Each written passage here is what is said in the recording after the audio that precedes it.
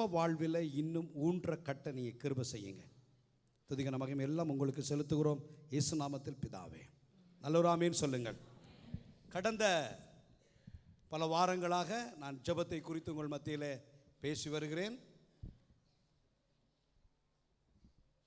ஜெபம் ஜெயத்தை கொண்டு வரும். ஆமேன்னு சொல்லுங்க. ஜெபம் எங்களுடைய வாழ்வில் எங்களுக்கு ஜீவன். ஒரு மனுஷனுடைய வாழ்க்கையில் ஜீவன் இருந்தால்தான் அவன் உயிர் வாழ முடியும். ஜீவன் இல்லை என்றால் அவருக்கு பெயர் மரித்து போனவர் என்று பெயர்.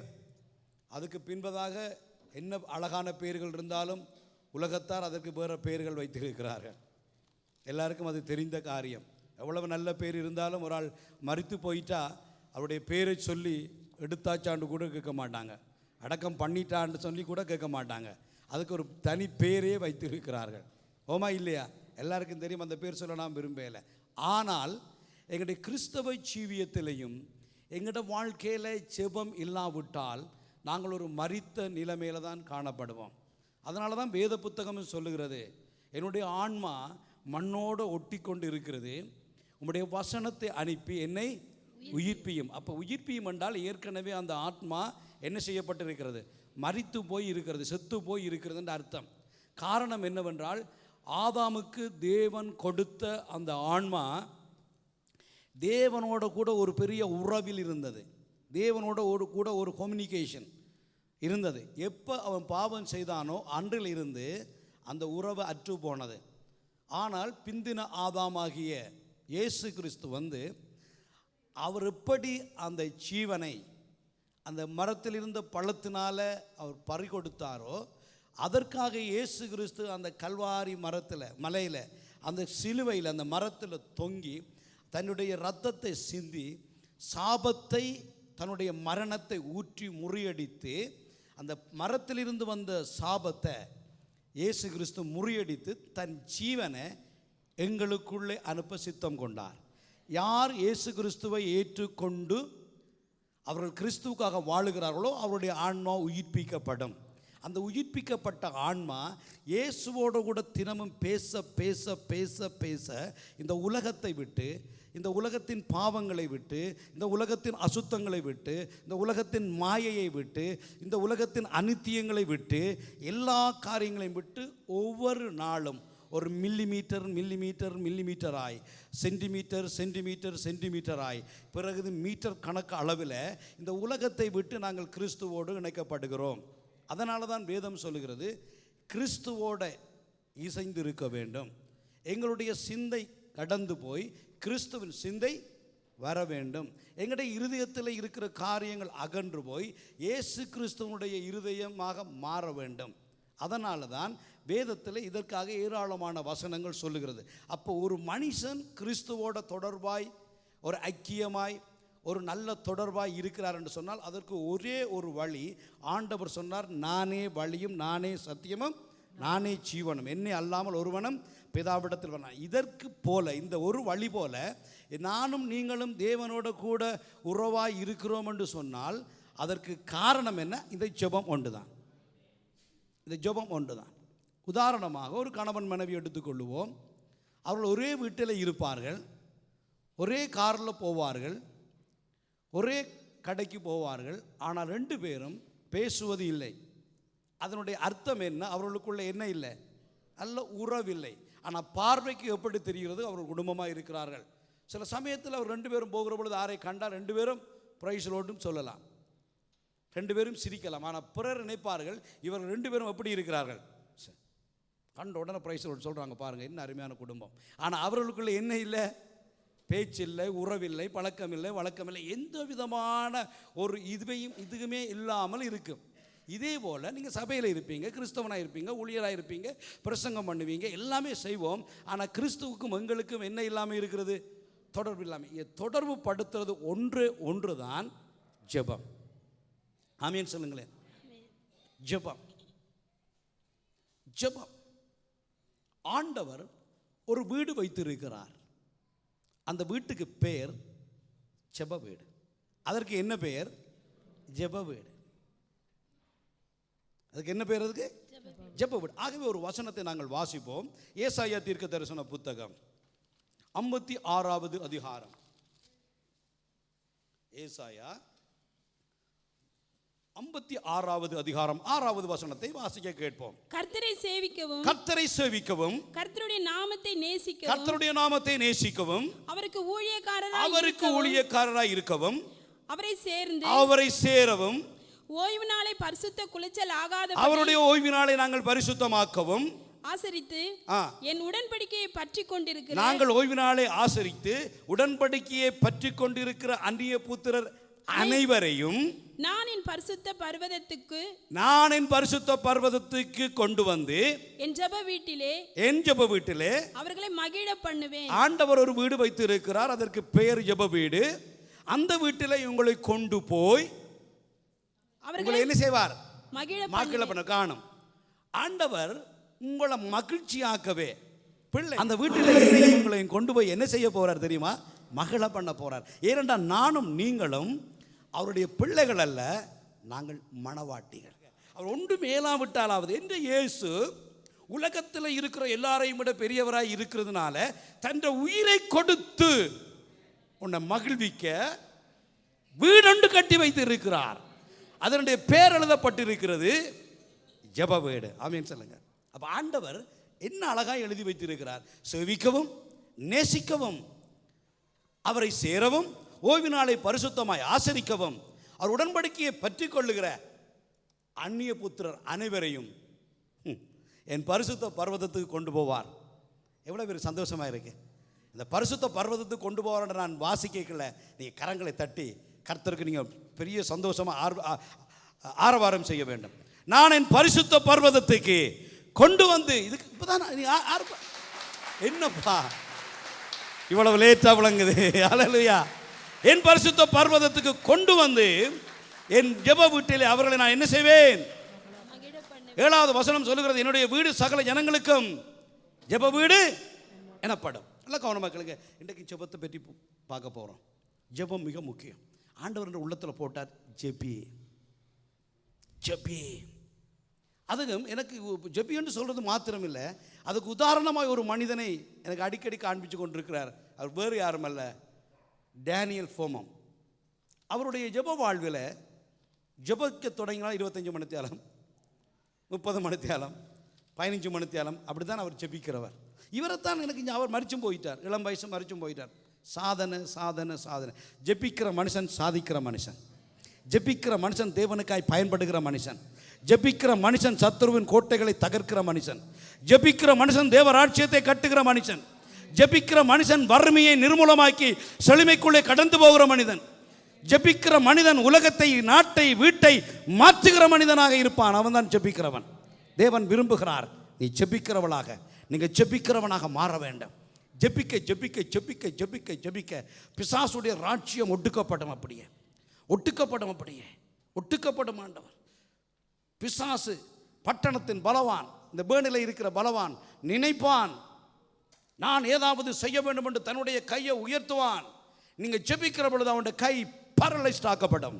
ஆமீன் சொல்லுங்க. பரலைஸ்ட் ஆக்கப்படும். he can't do anything, move பண்ண முடியாது. சத்துருவை முட்டமாக்குறவன் யார் தெரியுமா? ஜெபிக்கிறவன். சத்துருவை முட்டமாக்குறவள் யார் தெரியுமா? ஜெபிக்கிறவள். பட் ஜெபிக்கிற பொழுது உங்களோட வாழ்க்கை மாற வேண்டும். முதலாவது நீ ஜெபிக்கிறியா, குணதிசயம் மாற வேண்டும். ஜெபிக்கிறியா, உன்னுடைய இருதயம் மாற வேண்டும்.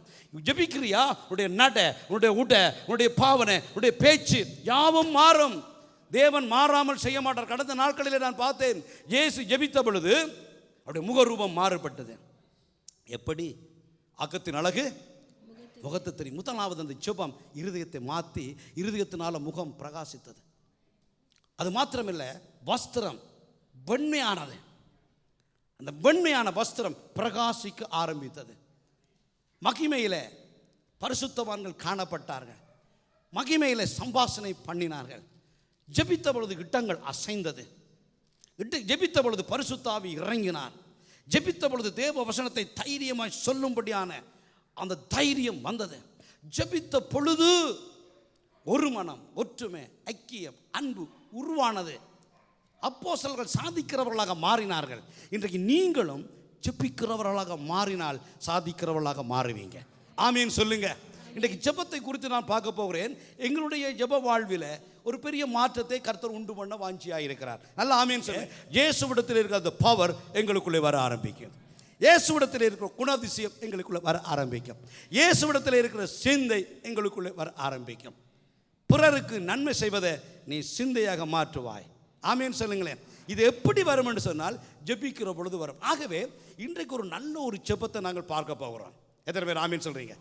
எடுத்து வாசிப்போம். யாத்ராகம புத்தகம் 17வது அதிகாரம். எல்லாருக்கும் தெரிந்த வசனம் 17:8 வாசிக்க கேட்போம். அமலேக்கியர் வந்து ரெவிதீமிலே இஸ்ரவேலரோடு யுத்தம் பண்ணினார்கள். நல்லா கேளுங்கள். இந்த இஸ்ரவேல் போனவர்களுக்கு தெரியும், எகிப்தில் இருந்து சீன் வனாந்திரத்தின் வழியாக. எத்தனை பேர் இஸ்ரவேலுக்கு போய் அந்த சீன் வனாந்திரத்தில் போனவர்கள் கரங்களை வைத்துங்கள். நல்லா இப்படி வைத்துங்க. இஸ்ரவேலுக்கு வந்து அநேகர் வந்திருக்கிறீங்க, கரங்களை விடுங்க. நன்றி. நீங்கள் அங்கே என்ன பார்த்துருக்கிறீங்கள் என்றார்கள், 430 வருஷம் அடிமைகளாக இருந்து புறப்பட்டு ஆண்டவர் சீன் வனாந்திரத்தில் கொண்டு போகிறார். ஒரு பெரிய லாங் டிஸ்டன்ஸ். அந்த இடம் பார்த்தாலே ஆசையாக இருக்கு. இந்த பக்கம் திரும்பி பார்த்தா வனாந்திரம், இந்த பக்கம் திரும்பி பார்த்தா வனாந்திரம். இன்றைக்கு அப்போ அன்றைக்கு எப்படி இருந்திருக்கும் கற்பனை பண்ணி பாருங்க. பட் நடுவில் ஒரு அழகான ரோட் அடிச்சிருக்கான், இஸ்ரவேல் வரையும் அடிச்சிருக்கான். இதில் அப்படி போகிற வழியில் தான் ரெவிதீம் இருக்கிறது. ரெவிதீம் இருக்கிறது. நாங்கள் 2 முறை இஸ்ரவேலுக்கு போகிற பொழுது ஒரு முறை ரெவிதீமால விட்டான், அடுத்த முறை பஸ்ஸை ஸ்டாப் பண்ணிட்டான். என்னென்னு கேட்டால் அதில் புரட்சியாளர்கள் ஆக்களை கடத்துகிறார்கள் என்று சொல்லி வேறு வழியால் விட்டான். இந்த ரெவிதீமில் வந்த பொழுது இந்த அமலேக்கு வந்து என்ன செய்கிறானா? யுத்தம். இந்த அமலேக்கர் யாருக்கு தெரியும்? இந்த அமலேக்கியர் யாருன்னு? அமலேக்கியர் வேறு யாரும் இல்லை, யாக்கோப்புடைய சகோதரன் இருக்கிறானே ஏசா. ஏசாவுக்கு ஒரு மூத்த மகன் இருக்கிறான், எலிப்பாஸ். என்ன பேருங்க? எலிப்பாஸ். எலிப்பாஸ் இந்த மகன் தான் இந்த அமலேக்கு. அப்போ டோட்டலி பார்த்தீங்கன்னா ஏசாவின் பேரன். இந்த ஏசாவின் பேரனாக இருக்கிறதுனால இவன் வந்து யாக்கோப்புடைய சந்ததியோட யுத்தம் பண்ண வாரான். இஸ்ரவேலரை விடுங்க, அமலேக்கியனையும் விடுங்க. யாரோட யார் யுத்தம் பண்ண வாரது? யாக்கோப்புடைய சந்ததி தானே வருகிறது. இந்த யாக்கோப்புடைய சந்ததியோட இந்த யாக்கோப்புடைய அண்ணன் இருக்கிறான ஏசாவுடைய சந்ததி யுத்தம் பண்ண வருகிறான். என்ன ரீசன், என்ன காரணம் என்று பார்த்தா, இந்த யாக்கோப்பு அழைக்கப்பட்டவனும் இந்த ஏசா அழைப்பை என்ன பண்ணினவன்? அசட்டை பண்ணினவனுமாய் காணப்படுகிறான். இப்போ 2 யுத்தம் நடக்கிறது. ஒன்று அழைக்கப்பட்டவனுக்கும் அசட்டை பண்ணப்பட்டவனுக்கு. இதுதான் அமலேக்கு. நீங்கள் இதை பார்க்கறேன், கிளியராக வாசிங்களேன். 36ஆம் அதிகாரம் சீக்கிரமாக வாசிங்க. எலிப்பாசின் குமாரன் தேமான். ஓமார். என்ன ஓமாரோட நிற்குது? செப்போ. ஓமார் சீக்கிரம் வாசிங்க. கேனாஸ் என்பவர்கள் திம்னால் ஏசாவின் குமாரனாகிய எலிப்பாசுக்கு மறுமனையாட்டியாய் இருந்து எலிப்பாசுக்கு அமலேக்கை பெற்றாள். பாருங்க, ஏசாவின் மறுமனை ஆட்டிக்கு பிறந்த மகன் தான் எலிப்பாஸ். எலிப்பாசுக்கு பிறந்தவன் தான் யாரு? அமலேக்கு. அப்ப இந்த அமலேக்கு ஆரண்டா ஏசாவின் பேரன். இவங்க வர்றது யாக்கோப்புடைய சந்ததி. கவனமாக கேளுங்க, இந்த சரித்திரமும் கொஞ்சம் தேவை. வேறு யாரும் இல்லை அமலேக்கு. சரி, இப்படி அமலேக்கு யுத்தம் பண்ண வந்துட்டான். அமலேக்கு யுத்தம் பண்ண வந்த உடனே என்ன நடக்க தெரியுமா? அடுத்த வசனத்தை வாசியுங்கள். 9. அப்பொழுது மோசே யோசுவாவை நோக்கி நீ நமக்காக மனிதரை தேவனுக்காக மனிதரை தெரிந்து கொண்டு புறப்பட்டு அமலேக்கோட யுத்தம் பண்ணு. நாளைக்கு நான் மலை உச்சியில் தேவனுடைய கோலை என் கையில் பிடித்துக்கொண்டு நிற்பேன். இப்ப பாருங்க, யுத்தம் பண்ண வந்திருக்கிறாங்க. யுத்தம் பண்ண அமலேக்கு எண்ணத்தோட வந்திருப்பான். சொல்லுங்க, யுத்தம் பண்ண எண்ணத்தோட வந்திருப்பான். ஆயுதங்களோட வந்துடும். அந்த காலத்தில் இருந்த ஆயுதங்களோட வந்திருப்பான். என்ன இருந்ததோ தெரியல, பட் ஆயுதத்தோட வந்திருப்பான். இவர் என்ன சொல்றார்? மோசே யோசுவாவுக்கு சொல்றார், நீ போய் என்ன செய், அமலேக்கோட யுத்தம் பண்ணு. நான் எங்க போறேன்? மலைக்கு போறேன். ஜெபம், நான் ஜெபிக்க போறேன். கவனமாக கேளுங்கள், நான் என்ன செய்ய போறேன்? ஜெபம் பண்ண போகிறேன் என்று சொல்லி அவன் புறப்படுகிறான். வாசியுங்கள் 11. யோசுவா தனக்கு மோசே சொன்னபடியே செய்து. யோசுவா என்ன செய்தான்? மோசே சொன்னபடி யோசுவா செய்தான். எஸ், அவன் புறப்பட்டு போயிட்டான். கொஞ்சம் பேர் எடுத்துக்கொண்டு அவன் போயிட்டான். அமலேக்கோடே யுத்தம் பண்ணினான். மோசேயும் ஆரோனும். நல்ல கவனமாய் கேளுங்கள். 11வது வசனத்தில் 11 வாசிக்கிறீங்க. 10 வாசிங்க. மோசேயும் ஆரோனும் ஊர் என்பவனும் மலை உச்சியில் ஏறினார்கள். நல்ல கவனமாய் கேளுங்கள். ஆறு ஏறுகிறது. மோசே எங்க போகிறார்? மலைக்கு போகிறார். மோசே எங்கே? மோசே ஓடி வா. மோசே இந்த பக்கத்தில் வாங்க சீக்கிரமா. மோசே வருகிறார். மோசே வருகிறார். இதில் நில்லுங்க. மோசே வருகிறார். பாருங்கள். மோசே தன் வாசிங்க 10 வாசிங்க. யோசுவா தனக்கு சொன்னபடியே செய்து அமலேக்கியோட யுத்தம் பண்ணினான். மோசேயும் ஆரோனும் ஊர் என்பவனும் மலை உச்சியில் ஏறினார்கள். இங்க ஆரோன் நிற்கிறார், அங்கால ஊர் நிற்கிறார், இங்கால மோசே நிற்கிறார். இப்ப மலைக்கு வந்து இருக்கிறாங்க. எங்க வந்து இருக்கிறாங்க? மலைக்கு வந்து இருக்கிறாங்க. அடுத்த வசனத்தை வாசிங்க. மோசே தன் கையை ஏறெடுத்து. அப்படி இருக்கட்டும். மோசே என்ன செய்யணும்? வடிவா பாருங்க. மோசே ஜெபிக்கிறார். கீழே யுத்தம் நடக்குது. யுத்தத்துக்கு இப்போ கணக்கு ஆயுதம் எல்லாம் வேணும், அதனால யுத்தம் போடல. இப்போ பாருங்க, மோசே கையை உயர்த்தி இருக்கிறார். வாசிங்க. இஸ்ரவேலர் மேற்கொண்டார்கள். நல்லா கேளுங்க. அப்படியே நில்லுங்க. அப்படியே கை நிக்குது பாருங்க. மோசே நிற்கிறார். தாடி இருந்தா நல்லா இருந்திருக்கு. பாருங்க, இவர் கை உயர்த்தி இருக்கிறாரல்ல. உயர்த்தி இருக்கிற பொழுது கீழே என்ன நடக்கிறது? யுத்தம் நடக்கிறது. யாருக்கு வெற்றி? என்னப்பா கையில என்ன இருக்குது? மச்சி இதை கையை உயர்த்தி இருக்கிறது ஜெபம். இதை கர்த்தர் பார்த்து கீழே ஜெயம் கொடுக்கிறார். ஆமென் சொல்லுங்களேன். இப்ப பாருங்க, இவர கை உயர்த்தி இருக்குது. அங்க என்ன நடக்கிறது? வேதம் சொல்லுகிறது, மோசே தன் கைகளை ஏறெடுத்திருக்கையில் இஸ்ரவேலர்கள் என்ன செய்தார்கள்? மேற்கொண்டார்கள். வெற்றி. யோசுவா என்ன செய்து கொண்டு போறார்? அடிச்சுட்டு போறாரு. எல்லாம் அமலைக்கு ஓடுறான். ஆனா இந்த மோசே வந்து தங்கத்தால செய்தவர் அல்ல, வெள்ளியால செய்தவர் அல்ல, பித்தளையால செய்தவர் அல்ல, இரும்பால செய்தவர் அல்ல. இவர் ஒரு ஹியூமன். மாம்சமும் ரத்தமும் இருக்கிறதுனால இவருடைய கைகளுக்கு ஒரு காரியம் நடக்குது பாருங்கள். ஹல்லேலூயா. ஆரோனும் ஊரும் பார்க்கறாங்க. இருத்திட்டாங்க. Jesus name. வாசிங்க.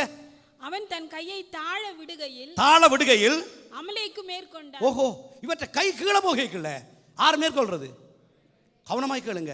உங்களோட வீட்டில் ஜெபம் இல்லாமல் இருக்கிற பொழுது பிசாசு மேற்கொள்ளுவான். சபையில் ஜெபம் இல்லாமல் இருக்கிற பொழுது பிசாசு மேற்கொள்ளுவான். சபையில் ஜெபம் இல்லாமல் இருக்கிற பொழுது உங்களுடைய தரிசனத்தை பிசாசு மேற்கொள்ளுவான். இன்றைக்கு பாருங்கள், இவருடைய கை மேலே இருக்கைக்குள்ள யார் மேற்கொள்றது? இஸ்ரவேலர். கீழே விடைக்குள்ள யார் மேற்கொள்றது? அமலேக்கியர். புரிந்து கொள்ளுங்கள், கை ஜெப உயர்த்தப்பட்டிருக்கிற பொழுது, ஜெபிக்கிற பொழுது உங்களுடைய சபைக்கு விரோதமாய், உங்களுடைய குடும்பத்துக்கு விரோதமாய், உன் பிள்ளைகளுக்கு விரோதமாய், உன் ஆஸ்திக்கு விரோதமாய், உன் சரீரத்தின் சுகத்துக்கு விரோதமாய் கிரிக செய்கிற சத்துருவின் வல்லமை அத்தனையும் அற்று போகும். அற்று போகும். உங்களுடைய கைகள் உலகத்துக்காக, உலக காரியங்களுக்காக ஜெபிக்க மறக்கிற பொழுது, உல்லாசமாய் வாழ நினைக்கிற பொழுது, மாம்சத்தில் நீங்கள் வாழுகிற பொழுது, உங்களுடைய கைகள் கீழே போகிற பொழுது யார் மேற்கொள்ளுகிறான்? சத்துரு மேற்கொள்ளுகிறான். உங்களுடைய வீட்டில் இருக்கிற ஆசீர்வாதம் கொஞ்சமாக போகிறது, உங்களுடைய ஆவிக்குரிய ஜீவியம் கொஞ்சமாக போகிறது, பிள்ளைகளுடைய ஆவிக்குரிய தன்மை அற்று போகிறது, உன்னுடைய ஆவிக்குரிய தன்மை அற்று போகிறது, தேவ பிரசன்னத்தை இழந்து போகிறீர்கள், தேவனுடைய வல்லமை இழந்து போகிறது, உங்களுடைய வாயிலிருந்து புறப்படுகிற வார்த்தைகள் தேவனுக்கு பிரியமில்லாதவைகள், உலகத்துக்குரியவைகளாய் காணப்படுகிறது. ஆகையினால் உங்களுடைய வீட்டில் சத்துரு மேற்கொள்ளுகிறான். உங்களுடைய ஆவிக்குரிய ஜீவியத்தில் தோல்வி. ஆனால் ஆண்டவர் சொல்லியிருக்கிறார், ஒன்று முன்னை மேற்கொள்ளாது, ஒன்று முன்னை மேற்கொள்ளாது. எப்பொழுது? நீ ஜெபிக்கிற பொழுது. தலைவா, வீட்டு புருஷா, வீட்டு ஸ்திரீ, நல்லது நீ செய்கிறதெல்லாம், பிள்ளைகளுக்கு நல்ல உடுப்பு, மனைவிக்கு நல்ல உடுப்பு, பிள்ளைகளுக்கு நல்ல சாப்பாடு, எல்லாம். கிழமையில் ஒரு 2 நாளைக்கு கீரை, 2 நாளைக்கு இறைச்சி வகை, 2 நாளைக்கு பருப்பு வகை, 2 நாளைக்கு மூலிகை வகை, எல்லாம் நல்லது, ஆரோக்கியமாக இருக்கும். ஆனால் டெய்லி ஜெபம் காணப்படட்டும். உன்னுடைய ஜெபம் என்ற பிள்ளைகளை ஆள வைக்கும். உன்னுடைய ஜெபம் என்ற பிள்ளைகளை உயர்த்தும். உங்களுடைய ஜெபம் உங்களுடைய சிறுசபையை உயர்த்தும். உங்களுடைய ஜெபம் தேவராமத்தை உயர்த்தும். பாருங்கள், கை உயர்ந்திருக்கையில் இஸ்ரவேலர்கள் மேற்கொண்டார்கள். கை தாழ விடுகையில், ஜெபம் இல்லாமல் போகிற பொழுது அமலேக்கு மேற்கொள்றான். அசட்ட பண்ணினவன் உனக்குள்ளே வந்து உன்னையும் அசட்ட பண்ண வைப்பான். ஏசாவின் பேரன் என்றால், ஏசா யாருங்க? புத்திர சுவிகாரத்தை அசட்ட பண்ணி ஒரு வேளை இழந்துட்டான். இழந்து சொன்ன ஆனால் அவனுக்கு யாக்கோப்புக்கு மண்டை உடம்பு கை காலெல்லாம் மூளை. அவனுக்கு தேவை அந்த புத்திர சுவிகாரம் மேன்மையாக இருக்க வேண்டும். நான் ஆபிரகாம் ஈசாக்கு ஏசா என்று வரக்கூடாது, ஆரண்டு வரணும், யாக்கோம் போட்டு வர போகணும். இதிலேயே அவன் கண்ணாக இருக்கிறான். அவன் கேட்டான், கூடுதெல்லாம் பிரச்சனை இல்லை, இந்த புத்திர சுவிகாரம் என்ன மாதிரி சாக போகிறோம், புத்திர சுவிகாரம் மண்டான் கட்டியாவது குர்ரா கூட இந்த நீ வச்சுக்கோள். தன்னுடைய அந்த தேவனுடைய அழைப்பை, தேவன் கொடுத்த அந்த கிருபையை, தேவன் கொடுத்த அந்த மகிமையின் நாமத்தை ஆபிரகாம் கண்டால் யார்? ஈசா கண்டால் யார்? யாக்கோப் கண்டால் யார்? எங்களோட முற்பிதாக்கள். யூதருடையது மாத்திரமல்ல, என்னுடையதும் உங்களுடைய முற்பிதாக்களுடைய நாமங்கள். இதை அசட்டை பண்ணிட்டான். இன்றைக்கு நீங்கள் அதுக்கு ஒப்பா என்ன செய்றீங்க தெரியுமா? ஜீவ புத்தகத்தில் இருக்கிற பேரை நீங்கள் அசட்டை பண்ணுறீங்க. இன்னும் ஒரு நாளும் அசட்டை பண்ணாதீங்க, ஒரு நாளும் அசட்டை பண்ணாதீங்க. தேவன் சின்னன் கொடுத்தாலும், ஆண்டவரே நீர் கொடுத்ததுக்காய் நன்றி, அதை பாதுகாத்து ஆண்டவரே ஒரு தாளந்து தான் கொடுத்தாராம். அதை வச்சு அவன் 3 சம்பாதிச்சானான், 5 சம்பாதிச்சானான், 10 சம்பாதிச்சானான். சில பேருக்கு நிறைய தாளந்து கொடுத்தோன்னு கொண்டு போய் என்ன செய்தானா புதைச்சி வச்சுட்டு சட்டம் கதைச்சான். எப்படி? நீர் விதைக்காத இடத்துல அறுக்கிறவரும் தெளிக்காத இடத்துல சேர்க்கிறவரும் உம்மை பற்றி எனக்கு தெரியும், ஆகையினால நான் கொண்டே கவனமாக வச்சிருக்கேன். அப்படியும் ஆண்டவர் சொன்னார், பாவி என்று சொல்லவில்லை, அசுத்தன் என்று சொல்லவில்லை, பிரயோஜனம் இல்லாத இந்த ஊழியக்காரனை கொண்டு போய் அழுகையும் பற்கடிப்பிலே போடுங்கள். கவனமாய் கேளுங்கள். மோசே பாருங்க நிற்கிறார், வாசிங்க அந்த அடுத்த வசனத்தை. மோசேயின் கைகள் அசந்து போயிற்று. என்ன போயிட்டுது? இப்பதான் அசந்து போயிட்டு, பார்த்தீங்களா? அசந்து போயிட்டுது. இப்போ யார் வந்து இருக்கிறது? வாசிங்க. அப்பொழுது அவர்கள் ஒரு கல்லை கொண்டு வந்துட்டாங்க. ஒரு கல்லை கொண்டு வந்து அவன் கீழே வைத்தார்கள். அதன் மேல் உட்கார்ந்தார். அதன் மேல மோசே உட்கார்ந்துட்டார். ஆரோன் இங்கால இருக்கிறார், ஊர் அங்கால நிற்கிறார். ஆனா அந்த காலத்து ஆரோன் டை கட்டி இருக்க மாட்டான். இதெல்லாம் மொடோன் ஆரோன். ஹல்லேலூயா. மோசே வர பாருங்க, ரெட் டை கட்டி இருக்கிறார். ஹல்லேலூயா. இதுக்கு நல்ல அந்த அங்கி போட்டு தாடியெல்லாம் வச்சா சூப்பராக இருந்திருக்கும், சூப்பராக இருக்கும். ஸோ பாருங்க, இவர்கள் 2 பேரும் என்ன செய்கிறார்கள்? ஒருவன் ஒரு பக்கத்திலும், ஒருவர் ஒரு பக்கத்திலும், ஒருவன் மறுபக்கத்திலும், ஆரோன் வலது பக்கத்திலும், ஆரோன் இடது பக்கத்திலும், ஊர் வலது பக்கத்திலும் இருந்து அவன் கைகளை தாங்கினார்கள். என்ன சொல்லுங்க? தாங்கினார்கள் சொல்லுங்க. தாங்கினார்கள். வேதம் சொல்லுகிறது தாங்கினார்கள். என்ன செய்தார்கள்? இதை தாங்கிறது தான் பெரிய ஊழியம். இன்றைக்கு வெற்றி இந்த ஆரோனும் ஊரும் தாங்காவிட்டால், மோசே அழைக்கப்பட்டவன் தான், மோசே மகிமையானவன் தான், சாந்த குணமுள்ளவன் தான், பூமியில் படித்தவன் தான், பட்டம் பெற்றவன் தான், எகிப்தின் சகல சாத்திரங்களையும் கற்று தேறினவன் தான். எகிப்தில் இருக்கிற அந்த நாள் நாகரிகத்தில் முதன்மையானவன் தான். அங்கே இருக்கிற கட்டிடங்களை அங்கே இப்பவும் பார்த்தீங்களன்னு சொன்னால், அங்கே இருக்கிறதான அந்த பிரமிட்டாக இருந்தாலும் சரி, அந்த பிரமிட் ஏரியாவில் இருக்கிற அந்த சிங்கத்துக்கு மனுஷ முகத்தை வச்சிருக்கிறான். அவன் மனுஷன் சிங்கத்துக்கு ஒப்பானவனா. அவ்வளவு ஒரு பலம் பொருந்தின பெரும் சிலைகள். அதெல்லாம் பார்த்தீங்கன்னா இங்கே இருந்து அங்கே சர்ச் பின்பக்கத்து போகும், அவ்வளோ பெருசு. தூரம் இருந்து பார்த்தாலே சின்ன தெரியும், கிட்ட போக பெருசாக இருக்கு. இவையெல்லாம் வச்சிருக்க அந்த காலத்தில் அந்த எகிப்தினுடைய அந்த தலைநகரத்தையே பெரிய பெரிய காரியங்கள், இவன் பார்வன் குடும்பத்தில் வாழ்ந்தபடினால எல்லாத்தையும் கட்டிடங்களெல்லாம் கட்டி தீர்ந்த மோசே பெரிய மனுஷன்தான். ஆனால் இந்த ஆரோனும் இந்த ஊரும் தாங்கிறதற்கு இல்லாவிட்டால் அன்றைக்கே அமலேக்கு இஸ்ரவேல் புத்திரர்களை முடிச்சிருப்பான். பட் இன்றைக்கும் கிறிஸ்துவுடைய ராஜ்யம் தாங்கிறவர்கள் வேண்டாம். கண்களை அப்படியே மூடுங்க, கண்ணை மூடுங்க. அப்படியே உங்களோட வலது கை எடுத்து இருதயத்தில் வச்சு சொல்லுங்க, ஆண்டவருக்கு ஒரு பொருத்தனை பண்ணுங்க. ஆண்டவரே, ஐ ஆம் ரெடி ஆண்டவரே, நான் தாங்க ரெடி ஆண்டவரே, நான் தாங்க ரெடி ஆண்டவரே, என்னை அர்ப்பணிக்கிறேன் ஆண்டவரே, நான் தாங்க போகிறேன் ஆண்டவரே, நான் ரெடி ஆண்டவரே, நான் தாங்குறேன் ஆண்டவரே, நான் தாங்குறேன் ஆண்டவரே. ஜெபத்தில் தாங்குறவர்களாக இருந்தால் அமலேக்கு முறியடிக்கப்படுவான். தரிசனத்தை தாங்குறவர்களாக இருந்தால் பிசாசின் திட்டம் முறியடிக்கப்படும். காணிக்கையில் தாங்குறவர்களாக இருந்தால் தேவ திட்டம் நிறைவேறும். தசம பாகத்தில் தாங்குறவர்களாக இருந்தால் சபைகள் பெருகும். விசேட காணிக்கைகள், மிஷன் காணிக்கைகளில் தாங்குறவர்களாக இருந்தால் சபைகள் கட்டிடங்களாய் மாறும்.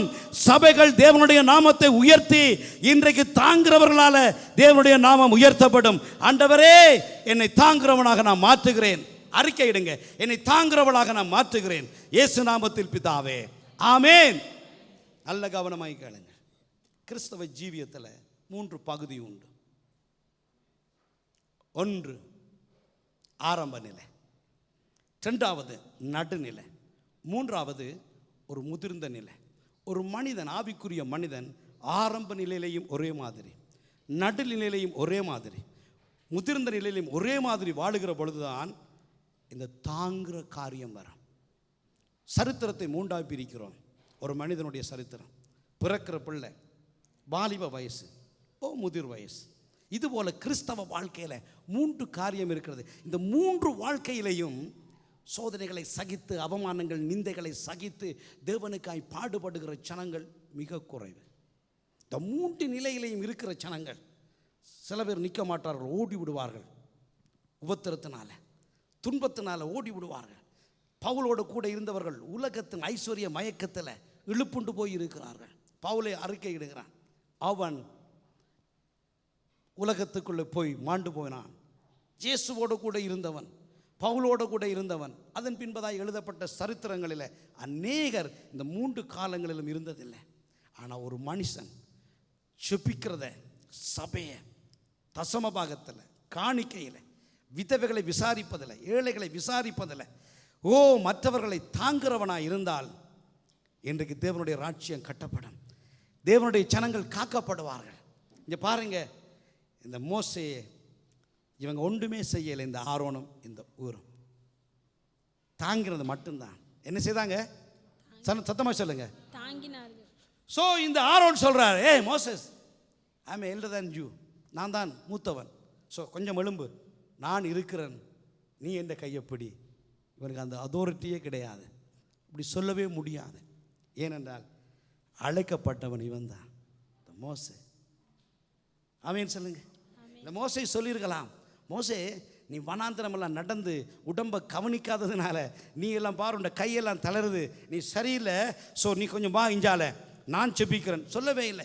இவங்க 2 பேருக்குள்ளேயும் இருந்த காரியம் என்னவென்றால், மோசேயின் கையை மாத்திரம் உயர்த்தினால் எங்களுக்கு வெற்றி. இந்த மோடோன் காலத்தில் அப்படி கிடையாது. நானும் நீயும் ஒன்று தான், பேர் தான் மாறி. யூ ஆர் மோசஸ், ஐ ஆம் ஆரோன், ஐ ஆம் ஊர், ஓன்லி இந்த டிஃப்ரெண்ட் நேம் தான். நாங்கள் எல்லாரும் தேவனுடைய பிள்ளைகள். உன் பேரும் ஜீவ புத்தகத்தில் இருக்கு, என் பேரும் ஜீவ புத்தகத்தில் இருக்கிறது. ஆமென் சொல்லுங்க. அப்படி கிடையாது. அப்படி யாராவது ஒரு பிழையான சத்தியம் சொல்லி ஏமாந்துனாதேங்க. அப்படி ஒரு சத்தியம் கிடையாது. இயேசு ஒருவர் தான். இயேசு சொன்னார், என்னை விட நீ பெரிய காரியம் செய்வாய். அதனால் நான் பெருசு கிடையாது, நீங்கள் பெருசு கிடையாது. உலகத்தில் இருக்கிற மைட்டி மேன் ஆஃப் காட் கூட பெருசு கிடையாது. ஈவன் கேப்ரியல் கூட, மைக்கேல் கூட பெருசு கிடையாது. இயேசுவே பெரியவர். அதே போல் ஒரு மனிதன் அழைக்கப்பட்டால் அவனுக்கு தான் அந்த கர்த்தர் அந்த அழைப்பை கொடுப்பார். இங்கே பாருங்கள், இந்த மோசேஸுக்கு 32 லட்சம் பேரையும், எந்த கம்யூனிகேஷன் கிடையாது, எந்த லவுட் ஸ்பீக்கர், எந்த செல்போன், எந்த walkie talkie, without any equipments 32 லட்சம் பேரை வழிநடத்தியிருக்கான் இந்த மோசஸ். இதுதான் அழைக்கப்பட்டான். இவன் கை உயர்த்தப்பட்டால் தான் செங்கடல் பிளக்கும். இவன் கை உயர்த்தப்பட்டால் தான் அமலேக்கு அழிவான். இவன் கை உயர்த்தப்பட்டால் தான் வானத்தில் இருந்து மன்னா வரும். இவன் கை உயர்த்தப்பட்டால் தான் உலகத்தில் இருக்கிற காடையெல்லாம் பாளையத்தில் வந்து கொட்டப்படும். இதை தேவன் வைச்சார், மனுஷனுடைய வைக்க முடியாது. புரிந்து கொள்ளுங்கள். இந்த ஜெபம் மாத்திரம் இன்றைக்கு இந்த கையை பிடித்திருக்கிறதுக்கு ஒப்பாக நாங்கள் ஆண்டவரே ஆத்துமாக்கள் வந்து கொட்டட்டும், இதான் தாங்குறோம். ஜனங்கள் ரட்சிக்கப்படட்டும், எழுப்புதல் உண்டாகட்டும், வியாதியை குணமடையட்டும். ரட்சிக்கப்படாமல் வாழுகிற ஒவ்வொரு மனுஷனும் மரித்தால் நரகத்துக்கு போவானே ஆண்டவரே என்று சொல்லி உன் கைகள் இது பிடித்திருக்கிறது போல தாங்கினால் தேவனுடைய ராஜ்யம் கட்டப்படும். இதற்கு பெயர் ஜெபம். தாங்கிறது ஜெபம். இவ்வளவு நேரம் வச்சிருக்கார், கை வேர்க்குது ஆளுக்கு. மோசேஸுக்கு வேர்க்குது. ஹல்லேலூயா. மோசேஸ் இப்போ நினைப்பீரேன் நான் ஓமண்டர் என்று சொல்லி, இப்போ நினைப்பார் ஏன் என்று சொல்லி, இப்போ நினைப்பார் ஏன் பாஸ்டர் இனிமேல் ஏதாவது கேட்டால் சொல்லுவார். யோசிச்சு சொல்கிறோம் பாஸ்டர், இதில் நிற்கிறது எவ்வளவு கஷ்டம். நோவுது என்ன கை சும்மா சொல்கிறார். அல்லேலூயா. அவன் கொஞ்ச நேரம் வச்சு பார்த்தா தான் தெரியும். இன்றைக்கி நான் ஒரு ஆர்வம், நான் ஒரு ஊர். எத்தனை தேவ மனுஷனை உங்களுடைய ஜெபத்தில் தாங்குறீங்க? நான் ஒரு ஆர்வம், நான் ஒரு ஊர். ஆண்டவரே, எனக்கு தெரிஞ்ச பரிசுத்தவான்களுக்காக நான் சொன்னேன், ஆண்டவரே பயன்படுத்தும் ஆண்டவரே, எழுப்புதலை கொண்டு வரும் ஆண்டவரே, சபைகளில் பயன்படுத்தும் ஆண்டவரே. ஜீசஸ், உங்களோட வாழ்க்கையில் அந்த ஜெபத்தில் மாத்திரம், ஜெபத்துக்கு தாங்கிறதுக்கு அப்ளிகேஷன் போட தேவையில்லை. ஜெபத்தில் தாங்கிறத ஃபோன் பண்ணி ஃபில் பண்ண தேவையில்லை, டிபாசிட் பண்ண தேவையில்லை. எனக்கு எப்பெல்லாம் நேரம் கிடைக்கிறதோ தாங்க நீ ஆரம்பிக்கலாம். ஆமேன் சொல்லுங்க. தாங்க ஆரம்பிக்கலாம், தாங்க ஆரம்பிக்கலாம், தாங்க ஆரம்பிக்கலாம். இதற்கு டிப்ளமா தேவையில்லை, 10ஆம் வகுப்பு சர்டிஃபிகேட் தேவையில்லை, பள்ளிக்கூடத்துக்கு போக தேவையில்லை. நீ பேசினாலே, பேச முடியலையா, உன்னை இருதயத்தில் இருந்த ஜெபங்களை ஏறெடுக்க முடியும். இந்த தாங்கிறதுக்கு ஒரு வித்தவுட் குவாலிஃபிகேஷன், எந்த தராதரமும் தேவையில்லை. எனக்கு அருமையான தேவனுடைய ஜனமே, இந்த மோசேயுடைய கை உயர்த்தப்பட்டிருக்க வேண்டும், இந்த மோசேயுடைய கோல் உயர்த்தப்பட்டிருக்க வேண்டும். இப்படி உயர்த்தின பொழுது செங்கடல் என்ன செய்தது? சத்தமா சொல்லுங்க. செங்கடல் பிரிந்தது. ஆமேன் சொல்லுங்க. இந்த மோசையினால வழிநடத்தப்பட்ட இந்த தேவனுடைய மனுஷர்கள் கையை உயர்த்தவில்லை. காலை வைக்கிற பொழுது யோர்தான் பிரிந்தது. ஆமேன் சொல்லுங்களேன். இன்றைக்கு தேவன் கையிலையும் உன் கால்களையும், ஆபிரகாமுக்கு சொன்னார், உன் கால் மிதிக்கிற தேசமல்ல நான் உனக்கு. கர்த்தர் கையிலையும் காலையும். இதன் அர்த்தம் என்ன தெரியுமா? உச்சி முதல் உள்ளங்கால் வரையும் தேவன் உனக்கு வல்லமை கொடுத்திருக்கிறார். உச்சி முதல் உள்ளங்கால் வரையும் என்ன கொடுத்திருக்கிறார்? வல்லமை. கை உயர்த்தப்பட்டிருக்கா, செங்கடல் பிரிகிறது. யோர்தானில் கால் வைக்கப்படுகிறதா, யோர்தான் பிளக்கிறது. நீ பேசுகிறியா, மலையை பார்த்து பேசுகிறியா, தண்ணீர் வருகிறது. உன் கையில் இருக்கிற கோலை அடிக்கிறியா, தண்ணீர் வருகிறது. பாருங்கள், தேவன் செய்கிற காரியங்கள் ஒவ்வொரு மனுஷனுக்கும் அத்தாரிட்டி கொடுத்திருக்கிறார். அது ஏனென்றால் தேவராட்சியத்தை கட்ட, பணம் சம்பாதிக்க அல்ல, பேர் புகழ் சம்பாதிக்க அல்ல, ஒரு பெரிய ஹீரோ மாதிரி நான் வாழ்றதுக்காக அல்ல. தேவன் கொடுத்திருக்கிற வல்லமை திருச்சபையை கட்ட வேண்டும். கிங்டம் ஆஃப் காட், தேவனுடைய ராட்சியத்தை கட்டுவதற்காகவே தேவன் எங்களை ஜீவனோடு வைத்திருக்கிறார். நான் நினைக்கிறது, நான் உயிரோடு இருக்கிற ஒவ்வொரு நாளும் தேவராட்சியத்தை கட்ட வைத்திருக்கிறார். ஹல்லேலூயா. அதுதான் முதன்மையானது. பட் சாப்பிட்றது, உடுக்கிறது, போகிறது, வாழ்றது இதெல்லாம் ரெண்டாவது, மூன்றாவது. ஆகவே இந்த மோசேயுடைய கை உயர்த்தப்பட்டால் இஸ்ரவேலராகிய, ஆவிக்குரிய இஸ்ரவேலராகிய நாங்கள் மேற்கொள்ளுவோம். ஆரை மேற்கொள்ளுவோம்? அமலேக்கு. ஆரந்த அமலேக்கு. இன்றைக்கு உங்களை கிறிஸ்தவர்கள் என்று அசட்டை பண்ணுகிறார்களே, அவர்களை மேற்கொள்ள முடியும். நீ பெரிய கிறிஸ்தவனா என்று சொல்லி உலகத்தவனும் பிசாசும் உங்களை பற்றி கேவலமாய் பேசுகிற அவனை மேற்கொள்ள முடியும். அவன்தான் அமலேக்கு, வேற யாரும் அல்ல. புத்திர சுவிகாரத்தை அசட்ட பண்ணினவன். தேவன் கொடுத்த அந்த பொக்கிஷத்தை ஆபிரகாமுக்கு அடுத்ததாய் ஈசாக்கு, ஈசாக்கு அடுத்ததாய் வர வேண்டிய ஏசா வராமல் போனது காரணம் அசட்டை. அசட்டை பண்ணினவனுடைய வாழ்க்கையை அசட்டை பண்ணுவான். ஆனால் நீங்கள் விடக்கூடாது. நீங்கள் சொல்லணும், நோ நோ, என் கைகள் எப்பொழுதும் நான் என்ன கர்த்தர் வச்சிருக்கிறார் தாங்கிறதற்காக. தேவன் உன்னை வச்சிருக்கிற நேரம் முழுவதும் தாங்கிறதுக்காகவே வச்சிருக்கிறார். உயிரோட வச்சிருக்கிற நாள் முழுவதும் ஈஸ்ரவேலர் மேற்கொள்ள வேண்டும். சத்தமாக சொல்லுங்க, நாங்கள் தான் ஈஸ்ரவேலர். என்னுடைய வாழ்க்கையில் நாங்கள் என்ன செய்ய வேண்டும்? மேற்கொள்ள வேண்டும். இங்கே ஒரு சட்டம் வச்சிருக்கிறாங்க. மோசேக்கு கைகள் உடைகிறதுனால, மோசே கொஞ்ச நேரம் கையை விடுங்க. மோசே, ஹல்லேலூயா, தேங்க்யூ தம்பி, இப்படி இருங்க தம்பி, ஒரு கதிரை எடுத்து போட்டு இங்கே இருங்க. ஆரோன் தான் தாடி வளர்த்துருக்கிறார், ஊரும் தாடி வளர்க்கல. ஹல்லேலூயா. ஒரு கதிரை போட்ட பக்கத்தில் இருங்க. நீங்கள் இவ்வளோ காலம் நின்றீங்களானே, உங்களை திரும்ப நான் பயன்படுத்துவேன். உட்காருங்க, அப்படியே கவனமாக கேளுங்க.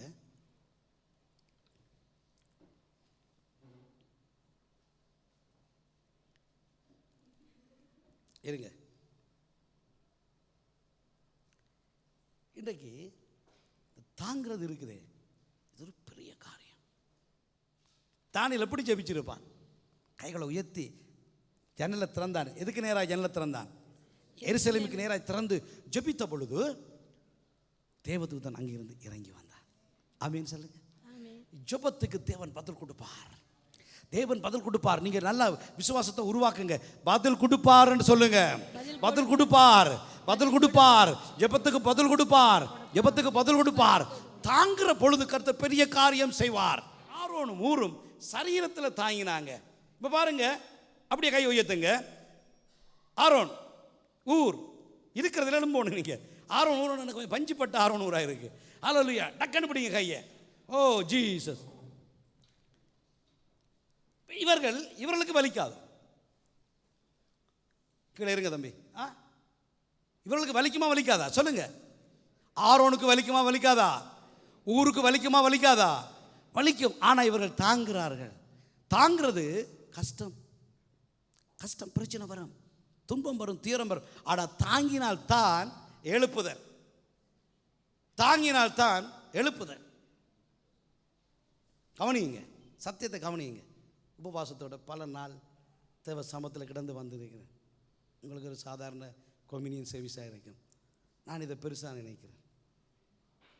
அதனால் பிரசங்கத்தை கேளுங்க ப்ளீஸ்.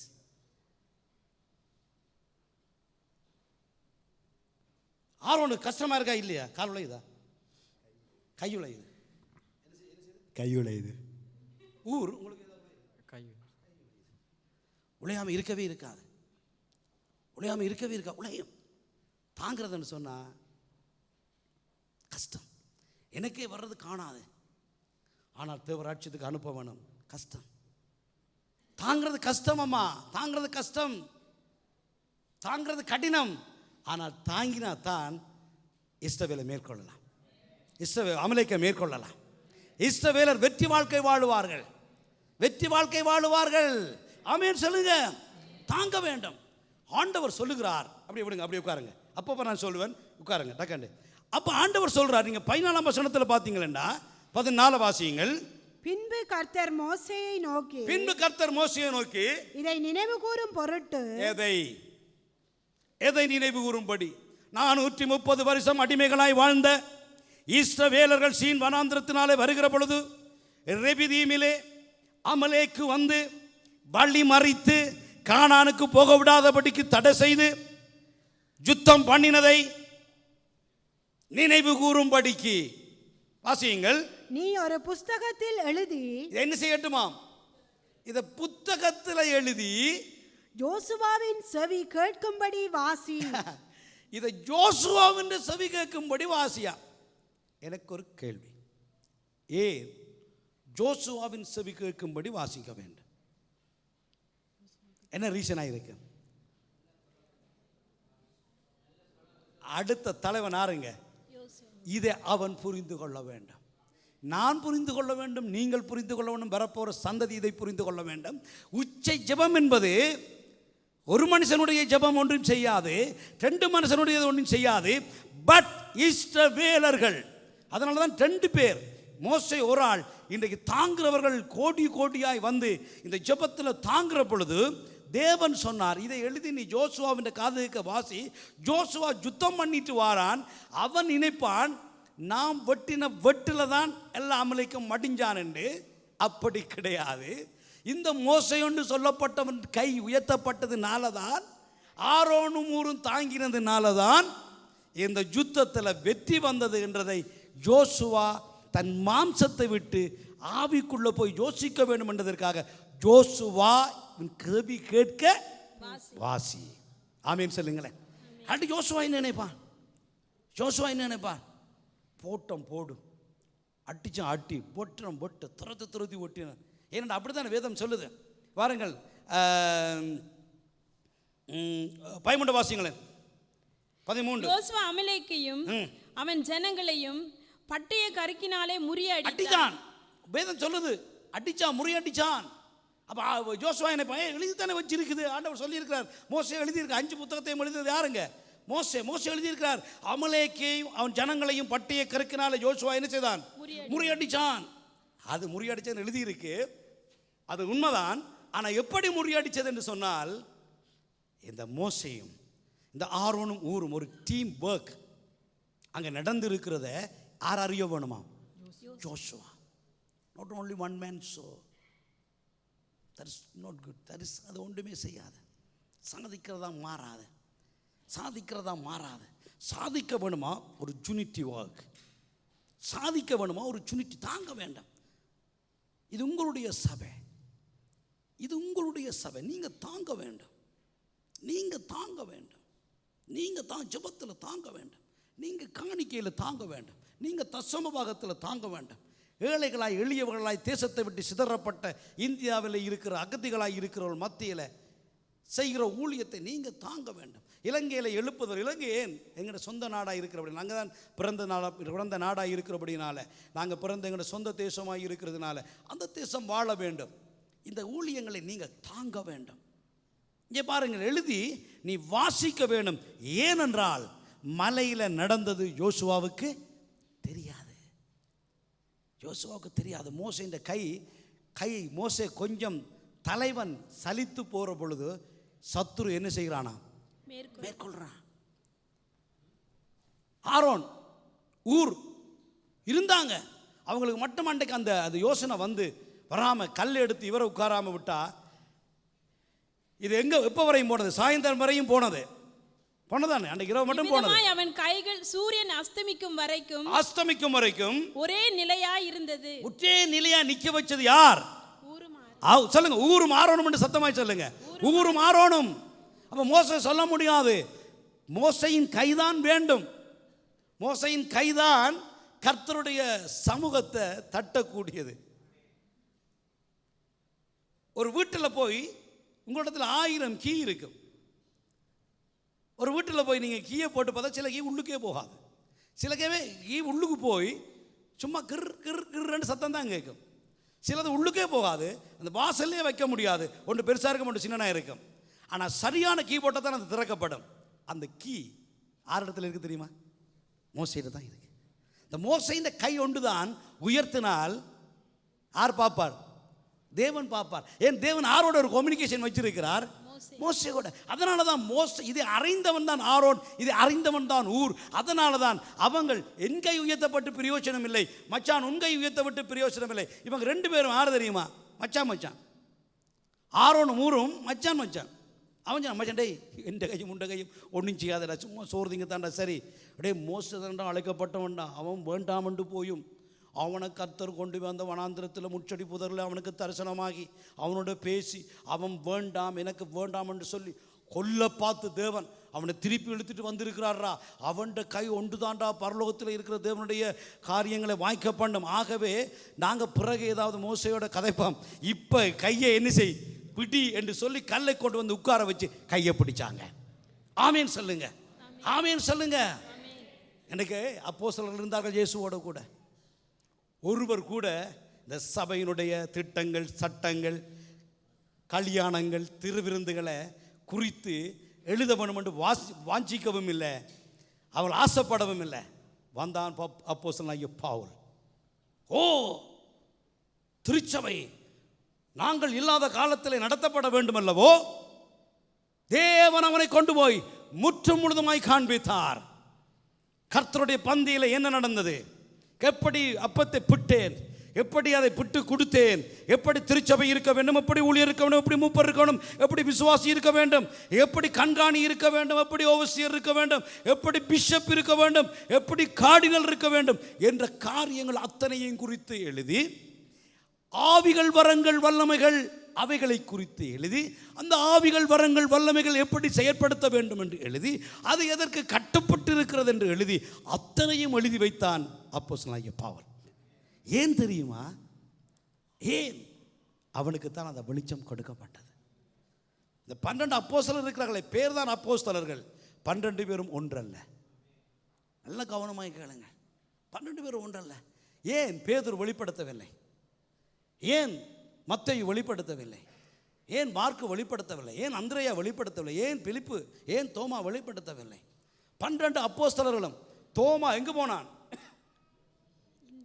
சத்தமா சொல்லுங்க, இந்தியாவுக்கு. எவ்வளவு 1000 மைல், 2000 ஆண்டுகளுக்கு முன்பதாக எப்படி பிரயாணம் செய்திருப்பான்? எத்தனை நாள் வேணும்? அங்கே போய் தன் இரத்த சாட்சியாய் மரித்தானே. ஏன் மத்தேயு அப்படி போகவில்லை? ஏன் மார்க்கு அப்படி போகவில்லை? ஏன் அந்திரேயா அப்படி போகவில்லை? சொல்லுங்க, ஏன் போகவில்லை? நல்லா கவனமாக கேளுங்க. தேவன் ஒவ்வொரு காரியங்களை செய்கிறார். ஒவ்வொரு காரியங்களை, இது ஒரு பெரிய பொக்கிஷம், இது ஒரு பெரிய மகத்துவம், ஒரு பெரிய மாட்சிமை. ஆனால் தேவன் ஒரு தோமா போனான். எனக்கு அந்த இந்தியாவில் மாபெரும் எழுப்புதல். மெயின் ஜெபம், எழுப்புதலுக்கு ஜெபம், சபை வளர ஜெபம், சபை மக்களுடைய நோய்கள் தீர ஜெபம். 1 மணி தேலம் அல்ல, 2 மணி தேலம் அல்ல, 10 மணி தேலம் அல்ல, 5 மணி தேலம் அல்ல. உங்களோட வாழ்வில் எப்பெல்லாம் நேரம் கிடைக்கிறதோ அப்பெல்லாம் ஜெபம். ஓம் பாஸ்டர், நேரம் கிடைக்கல பாஸ்டர், 10 நிமிஷம் தான் கிடைக்குது. நோ, அதை கர்த்தர் ஏற்றுக்கொள்ள மாட்டார். எங்களுக்கு ஜீவனை தந்தவரே கர்த்தர் தான். நாங்கள் உயிரோடு இருக்கிறது கர்த்தருடைய சுத்த கிருபை. அல்லது வியாதி வந்திருக்கலாம், அல்லது விபத்து வந்திருக்கலாம், அல்லது யுத்தத்தில் நாங்கள் மறிச்சிருக்கலாம். யுத்தத்தில் கர்த்தர் காத்ததே எங்கட தேவன். எழுதி வாசிக்க வேண்டும். என்னத்தை வாசிக்கணுமா? என்னத்தை எழுதி வாசிக்கிறது? யோசுவாவின் செவி கேட்க எதை சொல்லுங்க? மலையில் நடந்ததை. ஆரோன் என்ன நடந்தது? மலையில் உயர்த்தப்பட்டும் கை, ஆரோன் மூரும். எங்கட தசிந்திற்கு பிரச்சனை இல்லை, உட்காந்தே இருக்கிற அப்பப்போ கை உயர்த்திட்டு. இதான் நடந்தது. தாங்குறாங்க ஜெபத்தில், தாங்குறாங்க. எத்தனை பேர் ஜெபத்தில் தாங்க போறீங்க? எத்தனை பேர் அப்படி செய்த பொழுது யோசுவா அமலேக்கை அவன் ஜனங்களையும் பட்டய கருக்கினால் முறியடித்தான். 14ஆம் வசனத்தை வாசிங்க. 14. பின்பு கர்த்தர் மோசேயை நோக்கி, இதை நினைவு கூறும் பொருட்டு நீ ஒரு புஸ்தகத்தில் எழுதி யோசுவாவின் செவி கேட்கும்படி வாசி. அடுத்த வசனத்தை வாசிங்க. மோசே ஒரு வாசி முடிக்கலையா? அங்கே அமலேக்கை வானத்தின் கீழங்கும் இராதபடிக்கு. ஆண்டவர் ரெவிதீமை பார்க்கல. கவனமா கேளுங்க, இது ரெவிதீமுக்காக எழுதப்படல. ஒரு பெரிய காரியத்தை சொல்றேன் கேளுங்க, இது ரெவிதீமுக்காக இல்ல. ஆண்டவருடன் என்ன சொல்றாரு தெரியுமா? வானத்தின் கீழங்கும் இராதபடிக்கு நாசம் பண்ணுவேன் என்றார். யார் சொல்றது? ஆண்டவர் சொல்றார். இந்த சட்ட பண்ணின அமலேக்கை, இந்த ஏசாவின் மகனாகிய எலிப்பாசின் மகனாகிய இந்த அமலேக்கை, இந்த ஏசாவின் பேரனாகிய அமலேக்கையும் அவன் பிரபு. அவர் ஒரு இடத்துல ராட்சியம் பண்றார். ஆழம் தெரியாம வந்து இஸ்ரவேல் புத்திரரோட போயிட்டார். பாருங்கள், ஆண்டவர் ஒரு காரியத்தை சொல்றார். இவன் எங்கே என் பிள்ளைகள் இஸ்ரவேலர் போனாலும் இவன் யுத்தம் பண்ணுவான். ஆனால் நான் என்ன செய்ய போறேன் என்றால், இவனை வானத்தின் கீழங்கும் இராதபடிக்கு நான் அவனை என்ன செய்வேன்? என்ன சொல்லுவார்? கொஞ்சம் சத்தமா சொல்லுங்க. நாசம் பண்ணுவேன். என்ன அர்த்தம்? சத்தமா சொல்லுங்க. இன்னொரு நாசம் பண்ணுவேன் இன்னொரு அர்த்தம், அழிப்பேன். யாரை அழிக்க போறாராம்? கர்த்தர். அமலேக்கியா? அப்ப இன்னைக்கு அமலேக்கு இருக்கிறானா அழிக்கிறது கர்த்தர்? யாரெல்லாம் அசட்டை பண்றீங்களோ நீங்க அமலேக்கு, உங்களை யார் அசட்டை பண்றார்களோ, இன்றைக்கு உலகத்தில் இன்றைக்கு ரட்சிக்கப்படாதவர், இன்றைக்கு ரட்சிக்கப்பட்டா உலகத்தில் இன்றைக்கு எத்தனை பேர் நன்மதிமை கூட கூப்பிடுறாங்க. இல்லை, சில குடும்பத்தில் என்ன ரொம்ப கவலை தான். சில பேர் சொல்லுவாங்க, பாஸ்டர் நாங்கள் குடும்பத்தில் ஒரு கொண்டாட்டம் நடந்தது போனோம், ஒருத்தருமே எங்களை கவனிக்கல பாஸ்டர், எங்களை பார்த்து ஒரு தீண்டா ஜாதி போல எங்களை வெளியே விட்டுட்டாங்க, நாங்கள் கர்த்தருக்கு ஸ்தோத்திரம் சொல்லிட்டு வந்துட்டோம். எங்களோட அவரோட இருக்கிறது பார்க்கல, எங்களோட இருக்கிறவர் பெரியவர். ஹல்லேலூயா. ஆனால் ஆண்டவர் சொல்லுகிறார், நான் இந்த அமலேக்கை வானத்தின் கிழங்கு இராதபடிக்கு என்ன பண்ணுவேன்? நாசம் பண்ணுவேன். அப்ப நாசம் பண்ணுகிறவரா நானா நீங்களா? யார் நாசம் பண்றது? கர்த்தரெல்லாம் நாசம் பண்ணுகிறார். கர்த்தரெல்லாம் அமலேக்கை அழிப்பேன் என்று சொல்லுகிறார். அப்ப நானும் நீங்களும் என்ன செய்ய வேண்டும்? சத்தமாய் சொல்லுங்க, என்ன செய்யணும்? தாங்க வேண்டும், ஜெபிக்க வேண்டும், ஜெபிக்க வேண்டும், தாங்க வேண்டும், தாங்க வேண்டும், ஜெபிக்க வேண்டும், ஜெபிக்க வேண்டும், தாங்க வேண்டும், தாங்க வேண்டும், ஜெபிக்க வேண்டும், ஜெபிக்க வேண்டும், தாங்க வேண்டும், ஜெபிக்க வேண்டும், தாங்க வேண்டும், தாங்க வேண்டும், ஜெபிக்க வேண்டும், தாங்க வேண்டும், ஜெபிக்க வேண்டும். ஆமென் சொல்லுங்க. இதை மாத்திரம் செய்தோம் என்று சொன்னால் சத்துரு என்ன செய்வான் தெரியுமா? அப்பால போ சாத்தானே, பெருமை கொண்டவன் நீதானே, தள்ளப்பட்டவன் நீதானே, நான் இருப்பதோ இயேசுவின் இரத்த கோட்டைக்குள். அடுத்தது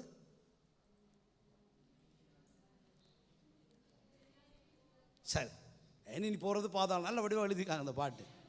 ஹல்லேலூயா. நல்ல வடிவாக எழுதியிருக்கான். பாருங்க, உங்களோட வாழ்க்கையில் இந்த இது மட்டும் இருந்ததுண்டா உங்களோட குடும்பத்துக்கு ஜெயம், உங்களோட பிள்ளைகளுடைய வாழ்க்கையில் ஜெயம். இப்படி ஜெபத்தில் தான் சந்தோஷமே உருவாகிறது. ஜூத், நீங்கள் தான் அடுத்த சந்ததி. நீங்கள் உங்களோட சந்தோஷம் நிறைவாக இருக்கணும். பிசாசு உங்களோட சந்தோஷத்தை எடுக்க பார்ப்பான், உங்களோட வாழ்க்கையில் கை வைக்க பார்ப்பான். ஏற்கனவே ஒரு பிளான் வச்சுருப்பான். அவருக்கு ஒரே பிளான் தான், அவருக்கு ஒரே பிளான். ஆனால் ஒரு பிளானும் பரலோகத்திலேருந்து வர்றதில்லை, அவர் தானாக போடுற பிளான். எந்த பிளான் பரலோகத்திலேருந்து வர்றதோ அதுதான் நிஜம், அதான் நடக்கும். உங்களை குறித்து கர்த்தர் ஒரு திட்டம் வச்சுருக்கார். ஜோதிகளின் பிதாவிடத்தில் இருந்து எந்த நன்மையான ஈவும் எந்த பூர்ணமான ஆசீர்வாதம் அங்கிருந்து தான் உங்களுக்கு வருகுது. ஆமேன்னு சொல்லுங்கள். நீங்கள் மாத்திரம் சரியாக தெளிவாக செபிக்க பிடிச்சிட்டீங்களா அது அணையவே அணையாது. யோபு பற்றி எரிஞ்சு கொண்டிருந்தான், உச்சி முதல் உள்ளங்கால் வரையும். ஒன்றும் பண்ண முடியலை. 10 பிள்ளைகளும் 10 பெட்டி. யோபு போய் நிற்கிறா.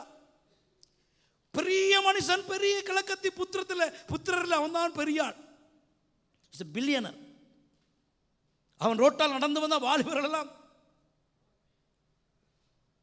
மாயப்பத்துவார்கள். அவ்வளவு பிகஸ்ட் மேன்.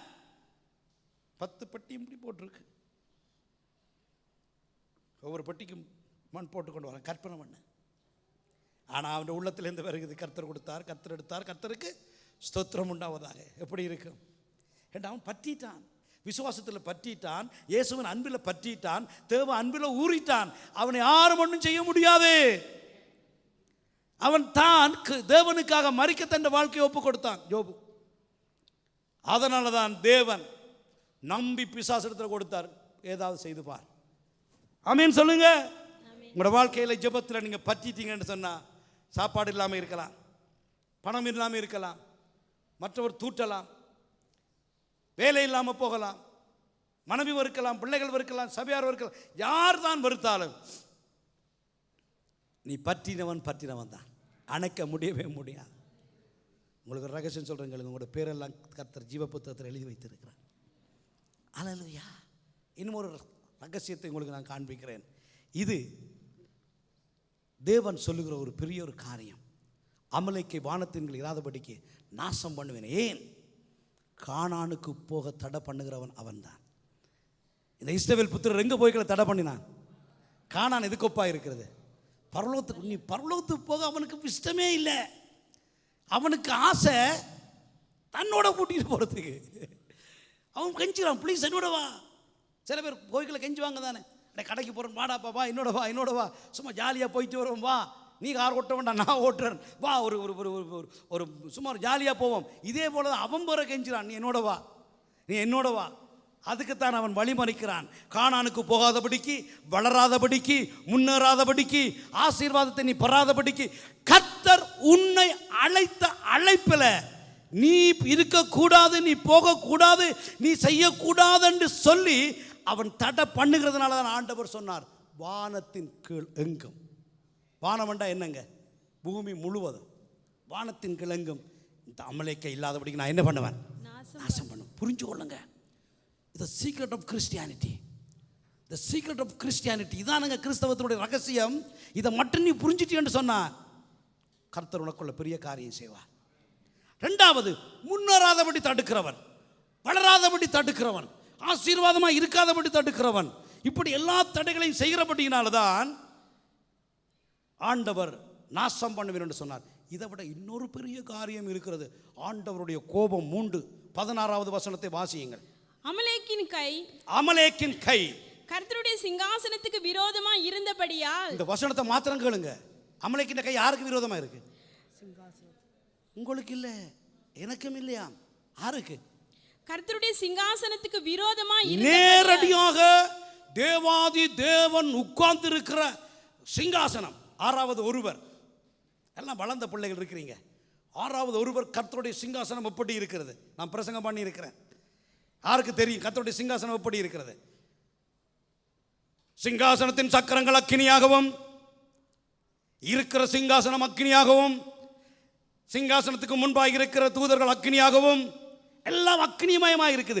அக்னி என்று அறிந்தும், தேவன் வல்லமை உள்ளவர் என்று அறிந்தும், தேவன் மகத்துவம் உள்ளவர் என்று அறிந்தும், தேவன் மாட்சிமை உள்ளவர் என்று அறிந்தும், வானத்தையும் பூமியையும் சந்திரனையும் சூரியனையும் காற்றையும் கடலையும் உருவாக்கினவர் என்று அறிந்தும், ஏன் என்னை உருவாக்கினவர் என்று அறிந்தும் அமலேக்கு பயப்படாமல் தன்னுடைய கையை கர்த்தருடைய சிங்காசனத்துக்கு விரோதமாய், வாசிங்க, விரோதமாய் இருந்தபடியால், அல்ல முதல்ல இந்த அமலேக்கின் கை கர்த்தருடைய சிங்காசனத்துக்கு விரோதமாய் இருந்தபடியால், கர்த்தருடைய, உங்களுக்கு இல்லை எனக்கு இல்லை, கர்த்தருடைய சிங்காசனம். சிங்காசனம் எங்க இருக்கு? பரலோகத்தில். அப்ப அவனுடைய கை யாருக்கு விரோதமாக இருக்காம்?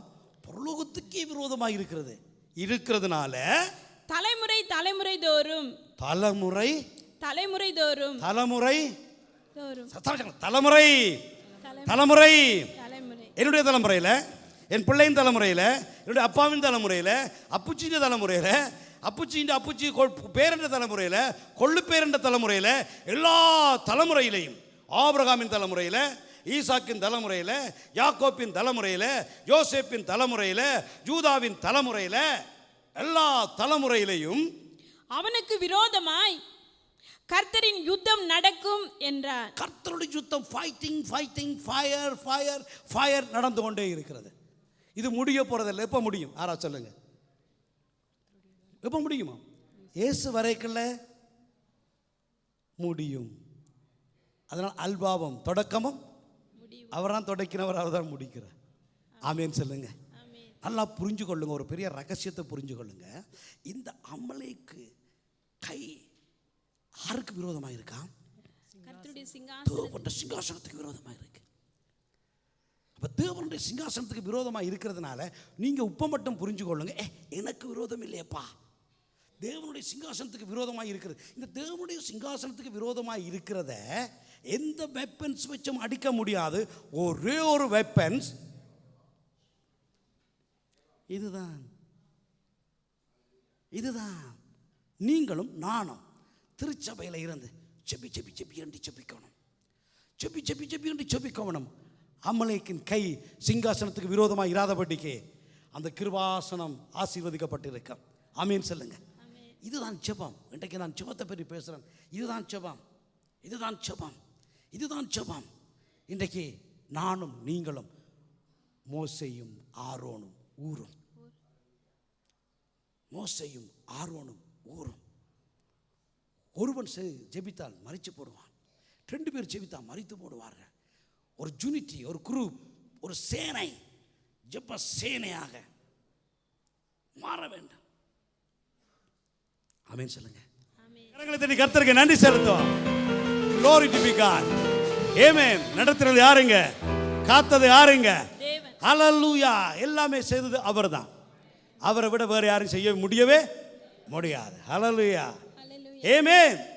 இதை பாருங்க, ஒரு ரகசியம். உங்களுக்கு விரோதமா இல்ல, எனக்கு விரோதமா இல்ல, கர்த்தருடைய யுத்தம் யாருடையது? கர்த்தருடையது. யாத்திராகம் 14 என்ன சொல்லுது? யுத்தம் கர்த்தருடையது. கர்த்தர் உங்களுக்காக யுத்தம். அது சின்ன ஒரு வசனம் தான். யுத்தம் கர்த்தருடையது. ஈசி வசனம் 14 விஷால் நைஸா தெரியாம எடுக்கிறா. ஹல்லேலூயா. தெரியாம அங்கே பார்த்துட்டு இப்படி எடுக்கிறா. ஹல்லேலூயா. யுத்தம் யாருடையது? கர்த்தருடையது. யுத்தம் கர்த்தருடையது. அவர் சொல்லிட்டார், அது எந்த கை வானத்தின் கலங்கு மிராதபடிக்கு ஆமலேக்க அத்தம் பண்ண போறேன், நாசமாக்க போறேன் என்று சொல்லிட்டு உங்களுக்கு கொண்டு சொல்றாரு. உபாகமம் 25:17 வாசிங்க. உபாகமம் 25:17 வாசிங்க. எகிப்திலிருந்து புறப்பட்டு வருகிற வழியிலே 3 வசனம் வாசிக்க போறோம். 17, 18, 19 is a very important word. நல்லா கவனமாக கேளுங்க. எகிப்தில இருந்து நீங்கள் வெளிக்கிட்டு வருகையில், பாவத்தில் இருந்து நீங்கள் மீட்கப்பட்ட பொழுது, வாசிப்பில்ல, எகிப்திலிருந்து புறப்பட்டு வருகிற வழியிலே அமலேக்கு தேவனுக்கு பயப்படாமல், யாருக்கு பயப்படல? கர்த்தர் எப்படி பார்க்கிறாருன்னு பாருங்க. எனக்கு பயப்படல. அவன் ஆறா இருந்தாலும் பரவாயில்ல, ஒரு அமலேக்கா இருந்தாலும் பரவாயில்ல, எலிப்பாசா இருந்தாலும் பரவாயில்ல, ஏசாவா இருந்தாலும் பரவாயில்ல, பட் எனக்கு என்ன செய்யல? பயப்படல. உனக்கு எதிராக வந்து, உனக்கு விரோதமாக, எனக்கு பயப்படாம உனக்கு விரோதமா வந்து, நீ இளைத்து விடாய்த்திருக்கையில் பின் வருகிற உன் பாளையத்தில் உள்ள பல வீரரை எல்லாம் வெட்டினான் என்பதை.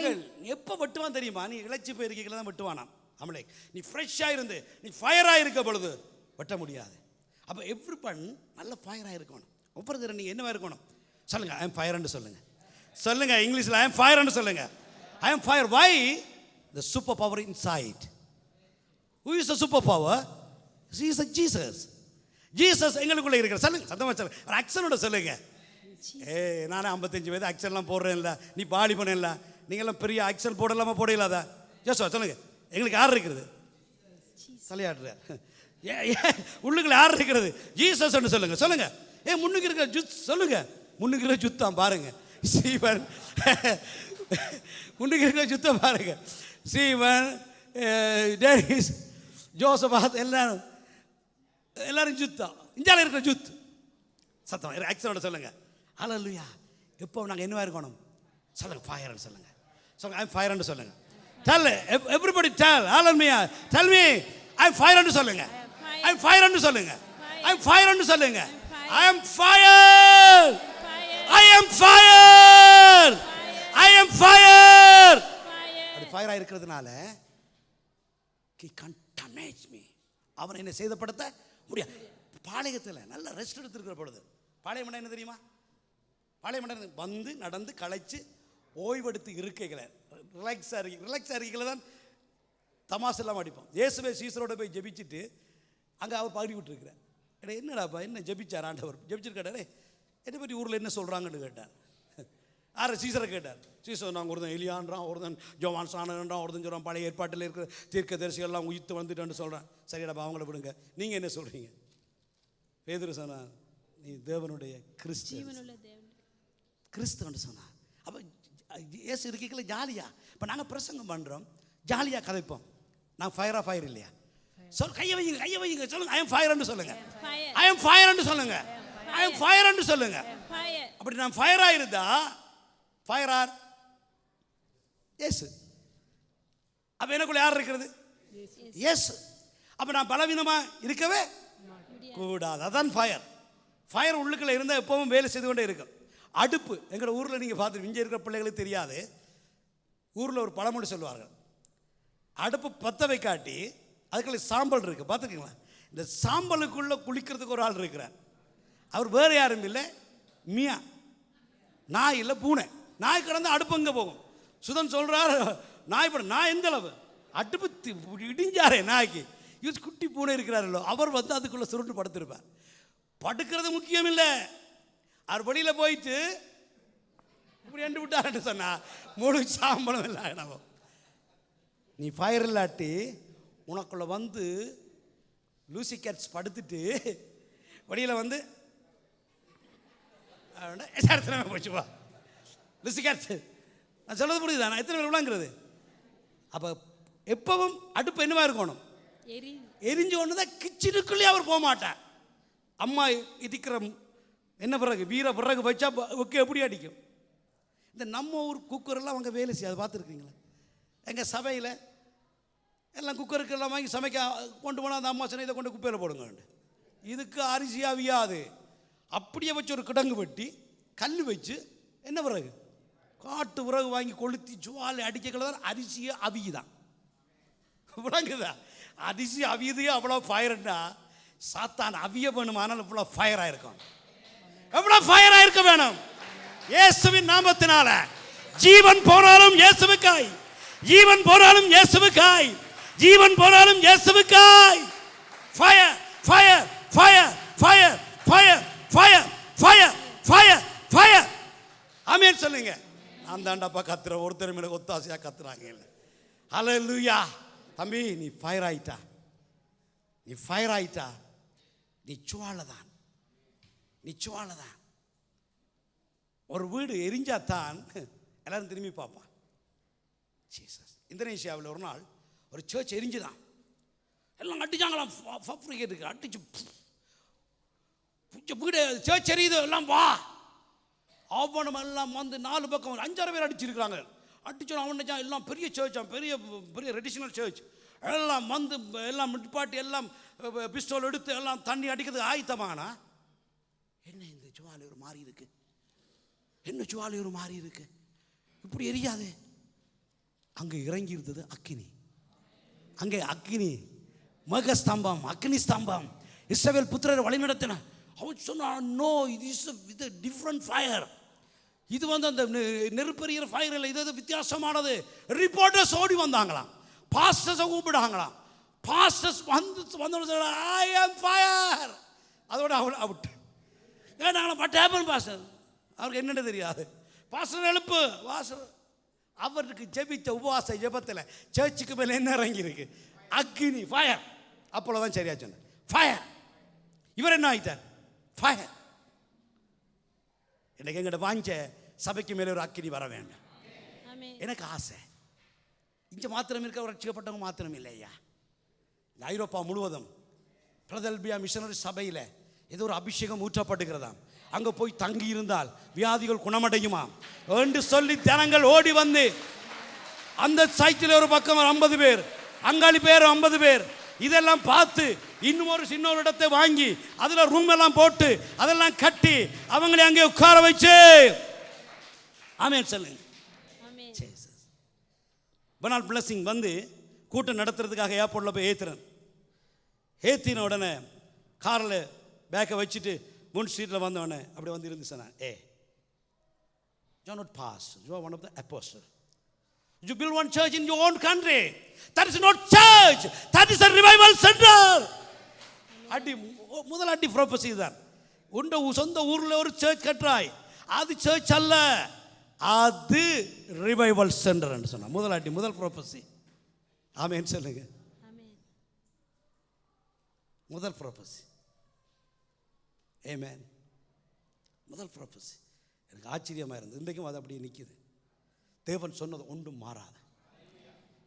ஆண்டவர் நானும் நீங்களும் ஃபயராக மாறிட்டோம்னு சொன்னா நாங்கள் இழைத்திருக்கைகளையும் அவன் விட்ட மாட்டான், நாங்கள் இழைக்கவும் மாட்டோம். ஹல்லேலூயா. நீ பாளையத்தில் நீ ரெஸ்ட் எடுக்கைகளையும் நீ ஹாலிடேஸுக்கு போகைகளையும் ஒன்று சொல்கிறேன் கேளுங்க, ஒரு 2 hours ஜெபம் பண்ணி போட்டு நீ ஹாலிடேஸை நடத்து, சூப்பராக இருக்க. ஏனண்டா இப்போ வாரான் இளைத்து விடாய்த்திருக்கையில், விடாய்த்து களைச்சு போயிருக்கீங்களா, இளைத்து விடாய்ச்சி போயிருக்கு கஷ்டம். அப்படி இருக்காத, டெய்லி தேர்ஸ்டி ஆயிரு, ஃபயரில் தேர்ஸ்டி ஆயிரு, ஃபயரில் தேர்ஸ்டி. விசுவாச அறிக்கையிடு. ஒன்றும் சேதப்படுத்தாது உன்னை, ஒன்றும் சேதப்படுத்தாது, ஒன்றும் சேதப்படுத்தாது உன்னை, ஒன்றும் சேதப்படுத்தாது, மிதிக்கவும் மேற்கொள்ளவும். மெதுவா. அதிகாரம் உனக்கு உண்டு, மிதிக்கவும் மேற்கொள்ளவும். எத்தனை பேர் விசுவாசிக்கிறீங்க? ஆண்டவர் சொல்லிட்டார்ல லூக்கா 10:19, ஒன்று முன்னே என்ன செய்யாது?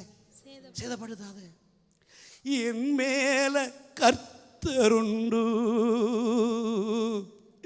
எனக்குள்ளே ஆவி உண்டு. சொல்லுங்க, என் மேல கர்த்தருண்டு, எனக்குள்ளே ஆவியுண்டு, என் கூட தேவனுண்டு, என் அருகில் தூதனுண்டு, ஒன்றும் சேதப்படுத்தாது. மெதுவாய். ஒன்றும் சேதப்படுத்தாது உன்னை, ஒன்றும் சேதப்படுத்தாது உன்னை, ஒன்றும் சேதப்படுத்தாது, மிதிக்கவும் மேற்கொள்ளவும் அதிகாரம் எனக்கு உண்டு, மிதிக்கவும் மேற்கொள்ளவும் அதிகாரம் எனக்கு உண்டு. சர்ப்பங்களையும் தேள்களையும் சத்துருவின் சகல வல்லமையையும் மிதிக்கவும் மேற்கொள்ளவும், ஓ மிதிக்கவும் மேற்கொள்ளவும். என் மேல தேவ வல்லமை எனக்குள்ளே தேவ வசனம். சொல்லுங்க, என் மேல தேவ வல்லமை, எனக்குள்ளே தேவ வசனம், என் கூட அபிஷேகம், என் அருகில் பிரசன்னம், என் கூட தேவ வல்லமை, எனக்குள்ளே தேவ வசனம், என் கூட அபிஷேகம், என் அருகில் பிரசன்னம், ஒன்றும் சேதப்படுத்தாது உங்களை, ஒன்றும் சேதப்படுத்தாது, ஒன்றும் படுத்தாது உங்களை, சேதப்படுத்தாது, மிதிக்கவும் மேற்கொள்ளவும் அதிகாரம் உனக்கு உண்டு. ஓ, மிதிக்கவும் மேற்கொள்ளவும். நீ விடாய்த்து போயிருக்கேக்கல, களைத்து போயிருக்கேக்கல, ஃபயரா மாத்திரமா இருந்தியா இருந்தால் ஒன்றும் உன்னை சேதப்படுத்தாது. ஆண்டவர் சொன்னார், நீ வர்ற பொழுது அமலைக்கு உனக்கு எனக்கு பயப்படலை. ஒன்று. ரெண்டாவது, நீ பலவீனப்பட்டிருக்கல, உன்னை வெட்டி கொண்டுட்டா. மூன்றாவது, உன் தேவனாகிய கர்த்தர், உன் தேவனாகிய கர்த்தர் நீ சுதந்தரித்துக் கொள்ள. நல்லா கேளுங்க, அவர் ரெண்டு காரியம் சொன்னார். முதல் 17-18 ஏய், அவன் எனக்கு பயப்படல. ஒன்று. ரெண்டாவது, நீ விளைத்து போயிருக்கீங்கள, உன்னை கொண்டுட்டான். ரெண்டும் போகட்டும். மூன்றாவது, உன் தேவனாகிய கர்த்தர் நீ சுதந்தரித்துக் கொள்ள, நீ சுதந்தரித்துக் கொள்ள உனக்கு கொடுக்கும் தேசத்தின், உனக்கு கொடுக்கும் தேசத்தில் சுற்றுப்புறத்தாராகிய உன்னுடைய சத்துருக்களை எல்லாம், உன் சத்துருக்களை எல்லாம் உன் தேவனாகிய கர்த்தர் விலக்கி, உன் தேவனாகிய கர்த்தர் உனக்கு விலக்கி உன்னை இளைப்பாற பண்ணும்போது, உனக்கு ஒரு நல்ல சமாதானம் தருகிற பொழுது, நீ அமலேக்கின் பேரை, நீ அமலேக்கின் பேரை வானத்தின் கீழ் இராதபடிக்கு, நீ வானத்தின் கீழ் இராதபடிக்கு அழிய பண்ண கடவாய் இதை மறக்க வேண்டாம். அழிய பண்ண கடவாய் இதை மறக்க வேண்டாம். சத்தமா சொல்லுங்க, இதை மறக்க வேண்டாம். இதை மறக்க வேண்டாம். ஏன் எதிரமோனியா சொல்லுகிறார்? முதல் சொல்லுகிறார், அவன் கை சிங்காசனத்துக்கு விரோதமாய் இருக்கிறபடினால, தேவனுடைய சிங்காசனத்துக்கு விரோதமாய் இருக்கிறதுனால என் கை அவனோட தலைமுறை தலைமுறை தோறும் என்னவா இருக்கும்? யுத்தம் பண்ணும் என்று சொன்னாரே. இப்போ உங்களுக்கு சொல்லுகிறாரே, நீ அவனை அழிக்க மறக்க வேண்டாம். ஏன்? உன்னை வச்சுத்தான் அந்த கர்த்தர் அவனை அழிக்கிறான். ஹல்லேலூயா. You are the weapons of living God. நீ சாதாரணமானவன் அல்ல, நீதான் மிசைல்ஸ். நீங்க தான் எதையா? ஜெபம். உங்க ஜெபம், உங்க ஜெபம். ஆமென் சொல்லுங்க. உங்க ஜெபம், உங்க ஜெபம். தேவன் கிருபையா இந்த தேசத்துக்கு கொண்டு வந்தாருங்களே. திருமணம் கொடுத்து பிள்ளைகளை கொடுத்து பிள்ளைகள் வளர்ந்து பிள்ளைகள் 20 வயசுக்கு மேலாக கர்த்தர் கிருபை செய்தார். திருமண வயதுக்கு பிள்ளைகள் வந்து விட்டார்கள். மறக்காதே, அடுத்த ஒரு ஜெனரேஷன் இருக்கிறது. அவர்களின் பிள்ளைகளின் கர்த்தருக்குள் ஜீவிக்க வேண்டும். மறக்காதே. அமலேக்கு நீ விட்டு விட்டால் அடுத்த சந்ததியை அவன் பற்றி பிடிப்பான். நீ விடாதே, சந்ததிக்கு சொல்லிப்போ. உன்னை தேவன் இந்த தேசத்தில் அழகாய் வைத்திருக்கிற பொழுது நீ அமலேக்கை அதம் பண்ண மறக்க வேண்டாம். அந்த வசனத்தை முடிமா வாசியுங்கள். 19 வாசியுங்கள். உன் தேவனாகிய கர்த்தர், உன் தேவனாகிய கர்த்தர் நீ சுதந்தரித்துக் கொள்ள, நீ சுதந்தரித்துக் கொள்ள உனக்கு கொடுக்கும் தேசத்தில், உனக்கு சுதந்தரித்துக் கொள்ள கொடுக்கும் தேசத்தில் சுற்றுப்புறத்தாராகிய உன்னுடைய சத்துருக்களை எல்லாம் உன் தேவனாகிய கர்த்தர் விலக்கி உன்னை இளைப்பாற பண்ணும்போது நீ அமலேக்கின் பேரை வானத்தின் கீழ் இராதபடிக்கு அழிய பண்ண கடவாய். ஆமென் சொல்லுங்க. ஆமென். ஆர்ப்பரியுங்க. எஸ், நான் விட மாட்டேன்னு சொல்லுங்க. நான் விட மாட்டேன் ஆண்டவரே. No no no no no no no no. I am ready. I am fire. I am ready. I am fire. I am ready. I am fire. I am fire. நான் விட மாட்டேன். உங்க பிள்ளைகள் வாழ, உங்க பிள்ளைகள் வாழ, நல்ல மருமகன் வர, நல்ல மருமகள் வர, நல்ல பேர பிள்ளைகள் பிறக்க அமலேக்கை அழிக்க நீ மறக்கவே கூடாது. ஜீசஸ் தேவன் சொல்ற, நான் யுத்தம் பண்ணுவேன், யுத்தம் என்னுடையது. ஆனால் ஒரு மோசையை வச்சு தான் அமலேக்கை மேற்கொண்டார். இந்த மோசே, கமான், ஆரோன் அண்ட் ஊர், இந்த மோசையை வச்சு தான், இந்த 2 கைகளை வச்சு தான், இந்த கோலத்தான். இது என்ன கோல்? ஆரா சொல்லுங்க, என்னண்டு இந்த கோல் இருக்கிறது? இது கொடுத்த அதிகாரம், இதைத்தான் கொடுத்து விட்டார், கொண்டு போக. இதை கொடுக்கல, கொடுங்க, இந்த கோலை கொடுங்க மோசஸ் ப்ளீஸ் சார், சாரி. இதுக்கு என்ன அர்த்தம் தெரியுமா? நான் மனுஷன், இது செத்து போன ஒரு கோல், இதுல ஜீவன் இல்லை. எங்களுக்காய் மரித்தவர் யாருங்க? ஜீசஸ். அவர் யாரோட இருக்கிறார்? அவரோட கூட தான் நாங்கள் நடக்கிறேன். அதனால தான் மேய்ப்பர்கள் இந்த கோலை வைத்திருப்பார்கள். ஆடு மேய்க்கிற மேய்ப்பர்கள் பார்த்துருக்கீங்களா? இந்த கோலை வைத்திருப்பார்கள். இந்த கோல் தேவனுடைய அத்தாரிட்டி. எங்களுக்காய் அறுப்புண்டார். 53 சொல்லுகிறது, எங்களுக்காய் இயேசு என்ன செய்தார்? அறுப்புண்டார். 53ஆம் அதிகாரம். அவர் மரணத்தில் தன் ஜீவனை ஊற்றினார். எங்களுக்கு அறுப்புண்டு. இந்த செத்து போன கோல் போல. இது ஒரு நாள் ஒரு மரத்தில் இருந்தது, வெட்டப்பட்டு வெயிலுக்குள்ள வீசப்பட்டு காயப்பட்டது. அதுபோல என் இயேசுவும் சிலுவையில மரித்தார், ஜீவனற்று போனார். ஒரு நாள் அந்த யோசேப்பின் கல்லறையில வாடினார் 3 நாள். என் தேவன் கிருபையாய் அவரை உயிரோடு எழுப்பினார். இந்த கோல் எங்களோட கூட இருக்கிறது. இன்றைக்கு இது எங்களோட கூட இருக்கிறது. ஆமீன் சொல்லுங்க. அடுத்த கிழமை வர்ற பொழுது நாங்கள் ஒவ்வொருத்தரும் கோல் கொண்டு வரதில்லை, பட் ஆல்வேஸ் பைபிள். ஆமீன். இது இதுக்கு ஒப்பா இருக்கு தெரியுமா? ஜீசஸுக்கு, வல்லமைக்கு, வார்த்தைக்கு, கோலுக்கு, ஆவியானவருக்கு. ஆமீன். ஹல்லேலூயா. ஆமீன் சொல்லுங்களே. இன்றைக்கு ஜெபம் எனக்கு வாஞ்ச, இது உங்களுடைய திருச்சபை. எப்போ வேணுமானாலும் பாருங்கள், தொடங்க போகிறோம் ஜெபிக்க. அவர் உலாவுவார். அவர் உலாவுகிற பொழுது முடவர்கள் நடப்பார்கள், குருடர்கள் பார்வை அடைவார்கள். Jesus name. பாபா கமா சோபந்தர பொக்கோசி அலபோதரபா. தேவனுடைய நாமம் மகிமைப்படும். இந்த சுவிட்சர்லாந்தில் இருக்கிற அமலேக்கின் வல்லமை அழிக்கப்படும். எங்கள் ஜெபத்தினால வெள்ளக்காரர்கள் கூட ரட்சிக்கப்படுவார்கள். எங்கள் ஜெபத்தினால இந்த தேசத்தின் நாசமோசங்கள் அழிக்கப்படும். எங்கள் ஜெபத்தினால விபச்சார விடுதிகள் பூட்டப்படும். எங்களுடைய ஜெபத்தினால, எங்களுடைய கூட்டி ஜெபத்தினால, உபவாச ஜெபத்தினால, எங்களுடைய ஜெபத்தின் தாங்குதலினால ஹோமோசெக்சுவல் ஷாப் எல்லாம் பூட்டப்படும்.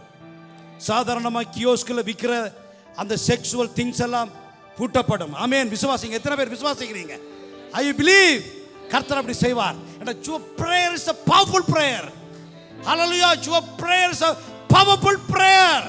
சாதாரணமான ஜெபம் இல்லை. நீங்க நீதிமான். நீங்களும் உண்டு, ஆபிரகாமும் உண்டு, நீங்களும் உண்டு, மோசேயும் உண்டு, நீங்களும் உண்டு, பவுலும் உண்டு, நீங்களும் உண்டு, பேதுருவும் உண்டு. அவன் இயேசுவின் இரத்தத்தால் கழுவப்பட்டான். நீங்களும் இயேசுவின் இரத்தத்தால் கழுவப்படுவீங்க. மிரியாமும் உண்டு, நீங்களும் உண்டு. தெப்போராளும் உண்டு, நீங்களும் உண்டு. ஆமென் சொல்லுங்க. இந்த உரிமை உங்களுக்கு எப்போ வருகிறதோ தேவனுக்காய் அக்கினியாய் எரிய ஆரம்பிப்பீங்க. நான் ஜெபித்து முடிக்க போகிறோம். தேங்க்யூ. மோசஸ் எழுந்து நில்லுங்க. ஜீசஸ். கையை உயர்த்துங்க. It's a very important things. இதுதான். ஹல்லேலூயா. வீட்டில் போய் ஜெபிக்கணும். அம்மா கேட்பேன், கை ஊற்றி ஜெபிச்சவராண்டு. ஹல்லேலூயா. நீங்களாம் வாலிபர்கள் கதைக்கிறவர்களாக இருக்கக்கூடாது, செய்கிறவர்களாக இருக்க வேண்டும், ஜெபிக்கிறவர்களாக இருக்க வேண்டும். வாலிபர்களே, வாலிபிள்ளைகளாம் கரங்களை உயர்த்துங்க. ஒரு விஷயம், வாலிப நல்லா உயர்த்துங்க. என்ன போல ஆறுதலாக உயர்த்துறீங்க? ஏய், ஸ்ரீவன் உயர்த்துறார். அடிமன் ஸ்ரீவனுக்கு. ஹல்லேலூயா. Very good. வாலிபர்கள் அப்படியே கையை உயர்த்துங்க. மற்ற பிள்ளைகள் எல்லாம் சபையில் இருக்கிறார்கள், கையை இவ்வளத்தில் உயர்த்துங்க. நீங்க தான் இவ்வளத்தில் உயர்த்துங்க. ஜெபியுங்க. ஆண்டவரை, இவர்கள் எல்லாம் மோசே போல, ஆரோன் போல, ஊர் போல ஒரு அபிஷேகம் உங்கள் மேல இறங்கட்டும். Come on everyone. பில்மா தக்கசிகோ தரபோனியரபா. வாலிபனே, வாலிபனே, ஜீசஸ் நேம். வாலிபனே எழும்பு, தூசியை உதறு, இயேசுவுக்காய் புறப்பட்டு போ. ஹல்லேலூயா. வாலிபனே எழும்பு, தூசியை உதறு, இயேசுவுக்காய் புறப்பட்டு போ.